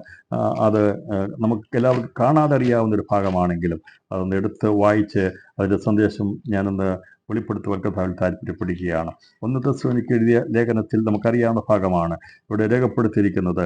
അതിൻ്റെ 5-ാം അധ്യായം 23-ാം വാക്യത്തിൽ രേഖപ്പെടുത്തിയിരിക്കുന്നത്, സമാധാനത്തിൻ്റെ ദൈവം തന്നെ നിങ്ങളെ മുഴുവനും ശുദ്ധീകരിക്കുമാറാകട്ടെ. നിങ്ങളുടെ ആത്മാവും പ്രാണനും ദേഹവും അശേഷം നമ്മുടെ കർത്താവായ യേശുക്രിസ്തുവിൻ്റെ പ്രത്യക്ഷത അനന്യമായി വെളിപ്പെടുവണ്ണം കാക്കപ്പെടുമാറാകട്ടെ. പഴയ നിയമത്തിൽ ജഡീക ശുദ്ധിയെ വരുത്തിയിരുന്നത്, ജഡത്തിൻ്റെ വീണ്ടെടുപ്പല്ല, ജഡീക ശുദ്ധിയെ വരുത്തിയിരുന്നത്. അത് ആടുകളുടെയും കാളുകളുടെയും രക്തമുഖാന്തരം അവർക്ക് ജഡത്തിന്മേൽ തളിച്ച് അവരെ ശുദ്ധിയുള്ളവരാക്കി പെസഹ കഴിക്കാനുമൊക്കെയുള്ള ജഡീക ശുദ്ധി വരുത്തി അവരെ കൊണ്ടുപോകാം. പശുപുസ്തകമൊക്കെ ധരിച്ച് അവരെ അത് കൊണ്ടുപോകുമായിരുന്നു. എന്നാൽ പുതിയ നിയമത്തിൽ ജഡശുദ്ധീകരണമല്ല നടക്കുന്നത്. നമുക്ക് ലഭിച്ചിരിക്കുന്ന ശുദ്ധീകരണത്തിൽ പറയുന്നത്, സമാധാനത്തിൻ്റെ ദൈവം തന്നെ നിങ്ങളെ മുഴുവനും ശുദ്ധീകരിക്കുമാറാകട്ടെ. നിങ്ങളുടെ ആത്മാവും പ്രാണനും ദേഹവും അശേഷം നമ്മുടെ കർത്താവായ യേശുക്രിസ്തുവിൻ്റെ പ്രത്യക്ഷത്തിൽ അനന്യമായി വെളിപ്പെടുവണ്ണം കാക്കപ്പെടുമാറാകട്ടെ. നിങ്ങളെ വിളിക്കുന്നവൻ വിശ്വസ്തനാകുന്നു, അവൻ അത് നിവർത്തിക്കും. അബ്രഹാമിനോട് പറഞ്ഞ വാഗ്ദത്തം സുവിശേഷം എന്ന അനുഗ്രഹത്തിൻ്റെ സുവിശേഷമായിരുന്നെങ്കിൽ, നിന്റെ സന്തതിയെ ഞാൻ പരിപാലിക്കാമെന്ന് പറഞ്ഞെങ്കിൽ, നിന്റെ സന്തതി കുഞ്ഞിരിക്കാൻ സമ്മതിക്കില്ലെന്ന് പറഞ്ഞെങ്കിൽ, നിന്റെ സന്തതിയെ വീണ്ടെടുക്കാമെന്ന് പറഞ്ഞെങ്കിൽ, സാത്താൻ്റെ ബന്ധം കഴിക്കാമെന്ന് പറഞ്ഞെങ്കിൽ, അത് യേശു കർത്താവ് ലോകത്തിൽ വന്നപ്പോൾ അവൻ ജഡത്തിൻ്റെ ശുശ്രൂഷയിൽ ചെയ്യുവാൻ ഇടയാത്തീർന്നു. എന്നാൽ അവൻ ജഡത്തിൽ നിന്ന് വേർപെട്ടപ്പോൾ അവൻ്റെ രക്തമായിരിക്കുന്ന അവൻ്റെ ആത്മാവും ജീവനും മുഖാന്തരമായി ആ ശരീരം യാഗമാറ്റപ്പോൾ അതിലൂടെയുള്ള വിടുതൽ എന്നുള്ളത് മനുഷ്യൻ്റെ ആത്മാവിനും പ്രാണനും ദേഹത്തിനുമുള്ള വിടുതലാണ്. ജഡിക ശക്തി മാത്രമല്ല, ദൈവം നമുക്ക് തന്നിരിക്കുന്ന നമ്മുടെ ആത്മാവിനെ വീണ്ടെടുത്ത കർത്താവ്, നമ്മുടെ ജീവനെ വീണ്ടെടുത്ത കർത്താവ്, നിത്യതയ്ക്ക് വേണ്ടി നിത്യസൗഭാഗ്യത്തെ വീണ്ടെടുത്ത കർത്താവ്, നമ്മുടെ ആത്മാവിൻ്റെ വീണ്ടെടുപ്പും നിവൃത്തീകരിച്ചനായി ഇന്ന് പകൽ സമയം നമുക്ക് സ്തോത്രം ചെയ്യാം. ഏറ്റവും ശ്രേഷ്ഠമായത് നമ്മൾ പ്രവർത്തിപ്പാൻ. അതുകൊണ്ടാണ് ദൈവം തൻ്റെ വിശ്വസ്തത കാക്കുന്നു എന്ന് പറയുമ്പോൾ, പഴയ നിയമത്തിൽ അബ്രഹാമിനോട് പറഞ്ഞ വിശ്വസ്തത ഇസ്രായേലിനുള്ള ബന്ധത്തിൽ യേശുക്രിസ്തു മുഖാന്തരം നിവൃത്തീകരിക്കപ്പെട്ടെങ്കിൽ ഇന്ന് പകൽ സമയം നമുക്ക് പറയാൻ സാധിക്കും, കർത്താവേ അങ്ങ് വിശ്വസ്തൻ, ഞങ്ങളെ വീണ്ടെടുത്ത് നിന്റെ മക്കളാക്കി, നിന്റെ മണവാട്ടിയാക്കി, അങ്ങയോട് ചേർക്കുവാൻ നിന്റെ സിംഹാസനത്തിൽ ഇരുന്ന് അങ്ങയോടുകൂടെ പദവിയുള്ളവരാക്കി തീർക്കാമെന്ന് അങ്ങ് ഞങ്ങളോട് പറഞ്ഞിരിക്കുന്ന ഉടമ്പടി വാഗ്ദത്തം മാറാത്തതാണ്, അത് നിലനിൽക്കുന്നതാണ്. പഴയ നിയമത്തിൻ്റെ വാഗ്ദത്തം, അത് പറഞ്ഞിരിക്കുന്ന കാര്യങ്ങൾ ദൈവം നിവൃത്തീകരിച്ചെങ്കിൽ പുതിയ നിയമത്തിൽ യേശു ലോകത്തിൽ വന്ന് നമ്മളോട് പറഞ്ഞിരിക്കുന്ന, ദൈവസഭയോട് പറഞ്ഞിരിക്കുന്ന, മാനവംശത്തോട് പറഞ്ഞിരിക്കുന്ന വചനത്തിനും മാറ്റമില്ലാത്തതാണ്. സകല ഭൂവാസികളുമായുള്ളവരെ എങ്കിലേക്ക് തിരിഞ്ഞ് രക്ഷപ്പെട്ടുകൊള്ളുവീനെന്ന് കർത്താവ് പറഞ്ഞിട്ടുണ്ടെങ്കിൽ, യേശുവിലേക്ക് തിരിയുന്ന ഏത് കുലത്തിലും ജാതിയിലും വംശത്തിലും ഏത് ലോകത്തിലുള്ള ഏത് വ്യക്തിയാണെങ്കിലും അവങ്കിലേക്ക് തിരിഞ്ഞു കഴിഞ്ഞാൽ രക്ഷപ്പെടുവാൻ കഴിയും. രക്ഷിക്കപ്പെടുവാൻ ആകാശത്തിന് കീഴിൽ മനുഷ്യരെ നൽകപ്പെട്ട വേറൊരു നാമമില്ല. കാരണം യേശു പ്രസ്താവിച്ചു, എങ്കിലേക്ക് നീ തിരിഞ്ഞു കഴിഞ്ഞാൽ നീ രക്ഷപ്പെടുവാനിടയാത്തരും. അങ്ങനെ രക്ഷിക്കപ്പെടുവാൻ കർത്താവ് കൃപ തന്നതിനായി നമ്മുടെ കർത്താവിനെ സ്തോത്രം ചെയ്യാം. സുവിശേഷ മുഖാന്തരം രക്ഷയുണ്ടായെങ്കിൽ ആത്മാവിൻ്റെ നവീകരണം കൊണ്ട് നമ്മെ ദിവസങ്ങളിൽ ക്രിസ്തുവിനോട് സദൃശന്മാരാക്കി തീർക്കുവാൻ, അവൻ്റെ ദേഹത്തോടും ദേഹിയോടും ആത്മാവിനോടും സദൃശ്യപ്പെടുന്നവരാക്കി തീർക്കുവാൻ പരിശുദ്ധാത്മാവ് നമ്മളിൽ വ്യാപരിച്ച് ചെയ്തുകൊണ്ടിരിക്കുന്ന ദൈവപ്രവൃത്തിക്കായി സ്തോത്രം ചെയ്യാം. അങ്ങനെ തികവുള്ളവരെ ദൈവം ഈ ദിവസങ്ങളിൽ ആ തികവിലേക്ക് എത്തിക്കുമ്പോൾ അതിൻ്റെതായ പടിപടിയായി ചെയ്ത് ഒന്നെങ്കിൽ മരണം സംഭവിക്കുന്ന രണ്ട് കാര്യത്തിലാണ്. ഒന്ന്, നാം തികവുള്ളവരായി തീർന്നു കഴിഞ്ഞാൽ ഉടനെ ദൈവം എടുക്കത്തില്ല. അങ്ങനെ എടുത്തിട്ടുണ്ടെങ്കിൽ ഒരുപാട് ലോകത്ത് മാറ്റപ്പെടും. എന്നാൽ ശുശ്രൂഷയുള്ള ബന്ധത്തിൽ ചില സമയങ്ങൾ കൂടി വെച്ചത് കൊണ്ടാണ് നമ്മുടെ ആയുസ് അവിടെ വരെയുള്ളത്. അപ്പം ദൈവം നമുക്ക് ആയുസ് തന്നിരിക്കുന്നത് നാം തികവ് പ്രാപിച്ചാൽ പൗലോസിന് മനസ്സിലായി. അവൻ പറഞ്ഞു, നമ്മൾ തികവ് പ്രാപിച്ചവരൊക്കെ അങ്ങനെ ആകട്ടെന്ന് പറഞ്ഞു തികവ് പ്രാപിച്ച ഒന്നരെ എടുക്കപ്പെടത്തില്ല, അന്നേരെ ആയുസ് തികച്ചെടുക്കത്തില്ല. ദൈവം നമ്മളെ ശുശ്രൂഷ ഏൽപ്പിച്ചിട്ടുണ്ടെങ്കിൽ, നീ പ്രാർത്ഥിക്കുവാൻ ദൈവം കണ്ടിട്ടുണ്ടെങ്കിൽ, ഇടിവ് നിൽക്കുവാൻ കണ്ടിട്ടുണ്ടെങ്കിൽ, വചനം പറയുവാൻ കണ്ടിട്ടുണ്ടെങ്കിൽ അത് തീരുന്നത്. അതുകൊണ്ടാണ് പറഞ്ഞത്, പൗലോസ് പറഞ്ഞത്, എൻ്റെ ശുശ്രൂഷയ്ക്ക് വേണ്ടി ദൈവം സമയം വെച്ചിട്ടുണ്ടെങ്കിൽ അതുവരെയും ഞാൻ ഭൂമിയിലായിരിക്കാൻ ഇഷ്ടപ്പെടുന്നു. ഒന്ന്, തികവ് പ്രാപിച്ചു കഴിഞ്ഞാൽ, തികവ് പ്രാപിച്ച വിശുദ്ധന്മാർ ഭൂമിയിൽ ഉണ്ടായിരിക്കുന്നതിന് വേണ്ടി അറിയാമോ?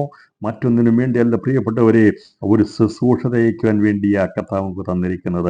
ആ ശുശ്രൂഷ തയ്ച്ചെടുക്കുവാൻ വേണ്ടി ദൈവം തന്നിരിക്കുന്ന ശുശ്രൂഷ തയ്ക്കുവാൻ വേണ്ടി ദൈവം കണ്ടിരിക്കുന്ന ദൈവത്തിന് സ്തോത്രം ചെയ്തപ്പോൾ നമ്മൾ തികവുള്ളവരെ ചേർക്കുവാൻ വേഗത്തിൽ വരും. നമ്മൾ ഇവിടെ ഒരുവൻ തികവ് പ്രാപിച്ചാൽ അന്നേരെ കർത്താവ് സ്വർഗത്തിലേക്ക് എടുക്കത്തില്ല.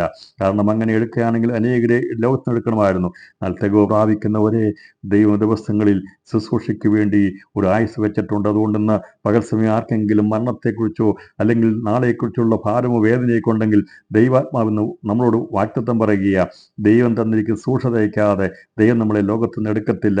അതുവരെയും കർത്താവ് ആ ശുശ്രൂഷയ്ക്ക് വേണ്ടി നമ്മളെ സൂക്ഷിപ്പാട്ടിടയാത്തരും. അതുകൊണ്ടാണ് ഇന്ന് പകൽ സമയം നമുക്ക് പറയാൻ സാധിക്കുന്നത്, കർത്താവ് വരുമ്പോൾ നാം ശുശ്രൂഷ തയ്ച്ചവനോട് എടുക്കപ്പെടുവാൻ ഇടയാത്തരും. അതുകൊണ്ട് പ്രിയപ്പെട്ടവരെ, നമ്മുടെ പ്രാണനും ആത്മാവും ദേഹവും ശുദ്ധീകരിക്കപ്പെടുവാൻ, നമ്മെ പൂർണ്ണമായി രക്ഷിപ്പാൻ നമ്മുടെ കർത്താവിന് മാത്രമേ കഴിയുള്ളൂ.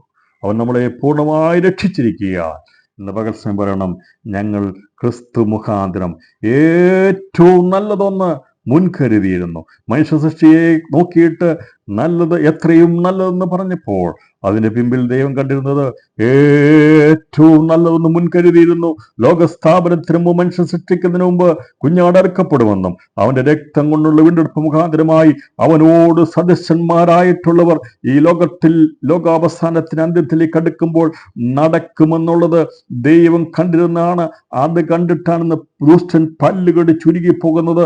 ലോകത്തിന്റെ വിവിധ സ്ഥലങ്ങളിൽ, അത് ഇന്ത്യയുടെ വിവിധ സ്റ്റേറ്റുകളിൽ, ലോകത്തിന്റെ പല രാജ്യങ്ങളിൽ, ഭൂഖണ്ഡങ്ങളിൽ ക്രിസ്തുവിനോട് സദസ്യരായിത്തീരുന്നവർ ഈ ദിവസങ്ങളിൽ പാദം ചവിട്ടി നടക്കുമ്പോൾ ദുഷ്ടന്റെ ആധികാരികത അവന്റെ നഷ്ടപ്പെടുകയാണ്. അവന്റെ അധികാരത്തിന് കുലുക്കമുണ്ടാകുക, അവന്റെ രാജ്യം കുലുങ്ങി വീഴുകയാണ്. ഈ ദിവസങ്ങളിൽ ക്രിസ്തുവിന് സദസ്യന്മാരായിരിക്കുന്ന ദൈവമക്കൾ സഞ്ചരിക്കുന്ന സ്ഥലങ്ങളിൽ മാറിപ്പോകുവാൻ ഇടയാത്തരും. ശുശ്രൂഷ തയ്ക്കുവാൻ വേണ്ടി ദൈവം വെച്ചിരിക്കുന്ന ദൈവജനത്തിനായി ഞാൻ സ്തോത്രം ചെയ്യുകയാണ്. അവൻ നമ്മളിൽ പ്രവർത്തിച്ചിരിക്കുന്നത് ഏറ്റവും നല്ലതാണ്, ഏറ്റവും മനോഹരമാണ്. കുഞ്ഞാടിന്റെ രക്തത്തിൽ വീണ്ടെടുക്കപ്പെട്ട് വിലയേറിയവരായി തീർന്നുകൊണ്ട് തികവിലേക്ക് എത്തുവാൻ ദേഹത്തെയും ദേഹിയെയും ആത്മാവിനെയും നമ്മെ സമ്പൂർണ്ണമായി ശുദ്ധീകരിച്ച് അവന്റെ വരവിന് വേണ്ടി ഒരുക്കപ്പെടുവാൻ അവന്റെ വചനം നമുക്ക് തന്നിട്ടുണ്ടെങ്കിൽ ഒരു വാക്ക് പറഞ്ഞിട്ടുള്ളത് കൊണ്ട് പറയുകയാണ്, അവൻ അത് നിവർത്തിക്കും എന്നാണ് പറയുന്നത്. അവൻ വിളിച്ചിരിക്കുന്നവൻ വിശ്വസ്തൻ ആകുന്നു, അവൻ അത് നിവർത്തിക്കും. ഇന്ന് പകൽ സമയം എത്ര പേർക്ക് സന്തോഷമുണ്ട്. എന്നെ വിളിച്ചിരിക്കുന്നത് ഒരു മഹാവിളിക്ക് വേണ്ടിയ, ഒരു പരമവിളിക്ക് വേണ്ടിയ കർത്താവിനെ വിളിച്ചിരിക്കുന്നത്. അവനോട് കൂടെ ഇരിക്കുവാൻ വേണ്ടി, അവനോടുകൂടെ വാഴുവാൻ വേണ്ടി, അവനോടുകൂടി എന്നേക്കും ഇരിക്കാനുള്ള ഏറ്റവും നല്ലതൊന്ന് മുൻകരുതി തൻ്റെ കുഞ്ഞാടിന്റെ രക്തം കൊണ്ട് വിലയ്ക്ക് വാങ്ങി നമ്മെ അവകാശികളാക്കി ദിവസങ്ങൾ തികവുള്ളവരാക്കി തീർത്ത് ശുശ്രൂഷയുടെ നാളുകൾ തികച്ച ദിവസങ്ങൾ എടുക്കേണ്ട സമയത്ത് എടുക്കപ്പെടും. അതല്ലെങ്കിൽ നമ്മുടെ കർത്താവ് വരുവാൻ സമയത്ത് നമുക്ക് രൂപാന്തരപ്പെടുവാൻ ഇടയാത്തരും. നമ്മെ വിളിച്ചിരിക്കുന്ന ദൈവം വിശ്വസ്തനാണ്. പരസ്യം എല്ലാവരും പറഞ്ഞാട്ടെ, എന്നെ വിളിച്ചിരിക്കുന്ന ദൈവം വിശ്വസ്തനാണ്. അവൻ എൻ്റെ പാപം പോക്കി അവനെ ശുദ്ധീകരിച്ച് തികവുള്ളവനാക്കി അവനോട് സദസ്യന്മാരാക്കി തീർക്കുന്നതിനായി ഞാൻ ദൈവത്തിന് സ്തോത്രം ചെയ്യുന്നു. ഏറ്റവും മനോഹരമായത് ഒന്നാമത്തെ ആകാശവും ഒന്നാമത്തെ ഭൂമിയും ഈ കാണുന്നതെല്ലാം അഴിഞ്ഞു പോകുമ്പോൾ സ്വർഗമായ കർത്താവ് ഇപ്രകാരം പറഞ്ഞു, ഏറ്റവും മനോഹരമായിട്ടുള്ളത്, ഏറ്റവും ശ്രേഷ്ഠമായിട്ടുള്ളത് സ്വർഗത്തിൽ നിന്ന് വെളിപ്പെടുവാൻ പോകുകയാണ്. അതേ, ഒരു പുതിയ ആകാശം പുതിയ ഭൂമി വെളിപ്പെടുവാൻ ഇടയായിത്തരും. അന്ന് ദൈവം സകലവും പുതുതാക്കുവാൻ ഇടയായിത്തരും. 21 വെളിപ്പാട് 21 ഞാൻ വായിച്ച് ഈ സന്ദേശം അവസാനിപ്പിക്കാം. അത് 21 ഞാൻ പുതിയ ആകാശവും പുതിയ ഭൂമിയും കണ്ടു. ഒന്നാമത്തെ ആകാശവും ഒന്നാമത്തെ ഭൂമിയും ഒഴിഞ്ഞുപോയി, സമുദ്രവും ഇനി ഇല്ല. പുതിയ യെരൂശലേം എന്ന വിശുദ്ധ നഗരം കർത്താവിനായി അലങ്കരിച്ചിട്ടുള്ള മണവാട്ടിയെപ്പോലെ ഒരുങ്ങി സ്വർഗത്തിൽ നിന്ന് ദൈവസന്നിധിയിൽ തന്നെ ഇറങ്ങുന്നത് ഞാൻ കണ്ടു. സിംഹാസനത്തിൽ നിന്ന് ഒരു മഹാശബ്ദം പറയുന്നത് ഞാൻ കേട്ടത്, ഇതാ മനുഷ്യരോട് കൂടെ ദൈവത്തിൻ്റെ കൂടാരം, അവൻ അവരോടുകൂടെ അവരോട് വസിക്കും, അവരുടെ ജനമായി തരും, ദൈവം താൻ അവരുടെ ദൈവമായി അവരോട് കൂടെ ഇരിക്കുമെന്നാണ് പറഞ്ഞിരിക്കുന്നത്. അപ്പോൾ കുഞ്ഞാടിൻ്റെ കാന്തയെക്കുറിച്ച് പറയുമ്പോൾ അത് സ്വർഗാസ്വർഗത്തിൽ നിന്ന് ഇറങ്ങി വരുന്നതിനെ കുറിച്ചാണ് അവിടെ വർണ്ണിച്ചിരിക്കുന്നത്. അതിൻ്റെ 21 അധ്യായം അതിൻ്റെ 10 വാക്യം, എന്നെ ആത്മവിശ്വസിൽ ഉയർന്നൊരു വൽമതിൽ കൊണ്ടുപോയി യെരൂശലേമിൽ നിന്ന് വിശ്വനഗരം സ്വർഗത്തിൽ നിന്ന് ദൈവസന്നിധിയിൽ നിന്ന് തന്നെ ദൈവ തേജസ്സുള്ളതായി ഇറങ്ങുന്നത് കാണിച്ച് തന്നു. സംഭവിക്കാൻ പോകുന്നതാണ്. അതിൻ്റെ കല്ലുകളായി തീരുവാൻ വേണ്ടിയാണ് കർത്താവ് നമ്മെ വീണ്ടെടുത്തിരിക്കുന്നത്. സകലവിധ രക്തങ്ങളെക്കുറിച്ചും പറയുമ്പോൾ ആ രക്തങ്ങൾ നമുക്ക് മനസ്സിലാകാവുന്ന ഭാഷയിൽ പറഞ്ഞിട്ടുണ്ട്. എന്നാൽ ഒന്നുമില്ലാതിരുന്ന ജീവനില്ലാതിരുന്ന എന്നെ നിങ്ങളെ വിലയേറിയ കല്ലായിരിക്കുന്ന കുഞ്ഞാടിനോട്, ഈ ജീവനുള്ള കല്ലായിരിക്കുന്നതോട് ചേർത്ത് പണിത് നമ്മെ വിലയുള്ള കല്ലുകളാക്കി ചേർത്ത് ദൈവം പണിയുന്ന ഒരു നഗരമുണ്ട്, നഗരമതിലുണ്ട്. അതിനകത്ത് ക്രിസ്തുവാകുന്ന വിലയേറിയ ആ വിലമതിക്കാനാവാത്ത അവൻ്റെ ശരീരമാകുന്ന അവരുടെ ഭാഗമായി തീരുവാൻ നമുക്ക് ദൈവം ഭാഗ്യം തന്നിരിക്കുന്നു. അതിൻ്റെ തേജസ്സിനെ കുറിച്ച് പറയുന്നത് ആർക്കും കാണുവാൻ കഴിയത്തില്ല. നഗരത്തെ കാണുവാൻ കഴിഞ്ഞെങ്കിൽ നഗരത്തിൻ്റെ അകത്തുള്ള മന്ദിരം ആർക്കും കാണാൻ കഴിഞ്ഞില്ല. കാരണം അതിൻ്റെ തേജസ് അത്രമാത്രം വലുതായിരുന്നു. യോഹന്നാന് കാണുവാൻ കഴിയാത്ത വിധത്തിൽ അതിൻ്റെ തേജസ് വളരെ വലുതായിരുന്നത് കൊണ്ട് അവനത് നഗരം കാണുവാൻ കഴിഞ്ഞില്ല എന്നാണ് പറഞ്ഞിരിക്കുന്നത്. നഗരത്തിലുള്ള മന്ദിരം അവന് കാണുവാൻ കഴിഞ്ഞില്ല. അതിൻ്റെ തേജസ് അത്രമാത്രമുള്ളത് കൊണ്ടാണ് മന്ദിരം അവന് കാണുവാൻ കഴിയാതെ പോയെങ്കിൽ, പ്രിയപ്പെട്ടവരെ, നമുക്ക് ലഭിക്കാൻ പോകുന്ന തേജസ് ഒരു കണ്ണ് കാണാത്തത്, ഒരു മനുഷ്യൻ്റെ ഹൃദയത്തിൽ തോന്നാത്തത്, ആർക്കും ഹൃദയത്തിൽ തോന്നാത്തതാണ്. അന്ന് യോഹന്നാൻ മന്ദിരത്തിൻ്റെ തേജസ് കണ്ടിരുന്നെങ്കിൽ മനുഷ്യ കണ്ണ് കണ്ടിരുന്നു. എന്നാൽ അതുകൊണ്ടാണ് മന്ദിരത്തെ മറച്ചു വെച്ചിരുന്നത്. വെളിപ്പാട് പുസ്തകം പഠിപ്പിക്കേണ്ടതാണ്. ഞാൻ ഈ സന്ദേശത്തോട് ബന്ധത്തിലായതുകൊണ്ട് ഞാൻ പറയുകയാണ്. കാരണം യോഹന്നാൻ ആത്മവിശുദ്ധിയിൽ മന്ദിരം കൂടി കണ്ടിരുന്നെങ്കിൽ അവിടെ ഒരു കണ്ണ് കണ്ടിട്ടില്ല എന്നുള്ളത് നിവൃത്തിയാകത്തില്ലായിരുന്നു. എന്നാൽ നഗരത്തെ കണ്ടു, നഗരമതിലിനെ കണ്ടു. അതവൻ്റെ കണ്ണുകൾക്ക് ദൈവം കാണിച്ചു കൊടുത്തെങ്കിൽ അവന് കാണുവാൻ കഴിയാത്ത വിധത്തിൽ ദൈവം അവിടെ മന്ദിരം കാണിച്ചില്ല. 21-22 മന്ദിരം അതിൽ കണ്ടില്ല. സർവശക്തിയുള്ള ദൈവമായ കുഞ്ഞാടും കർത്താവും കുഞ്ഞാടും അതിന് മന്ദിരമാകുന്നു. അപ്പോൾ ഇവിടെ സർവശക്തിയുള്ള കർത്താവായ ദൈവമായ കർത്താവ് അതിൻ്റെ മന്ദിരമാകുന്നു. കുഞ്ഞാടാകുന്ന മന്ദിരത്തോട് ചേരുവാൻ വേണ്ടി ദൈവം നമ്മളോട് വിശ്വസ്തത പുലർത്തുന്ന ദൈവമാണ്.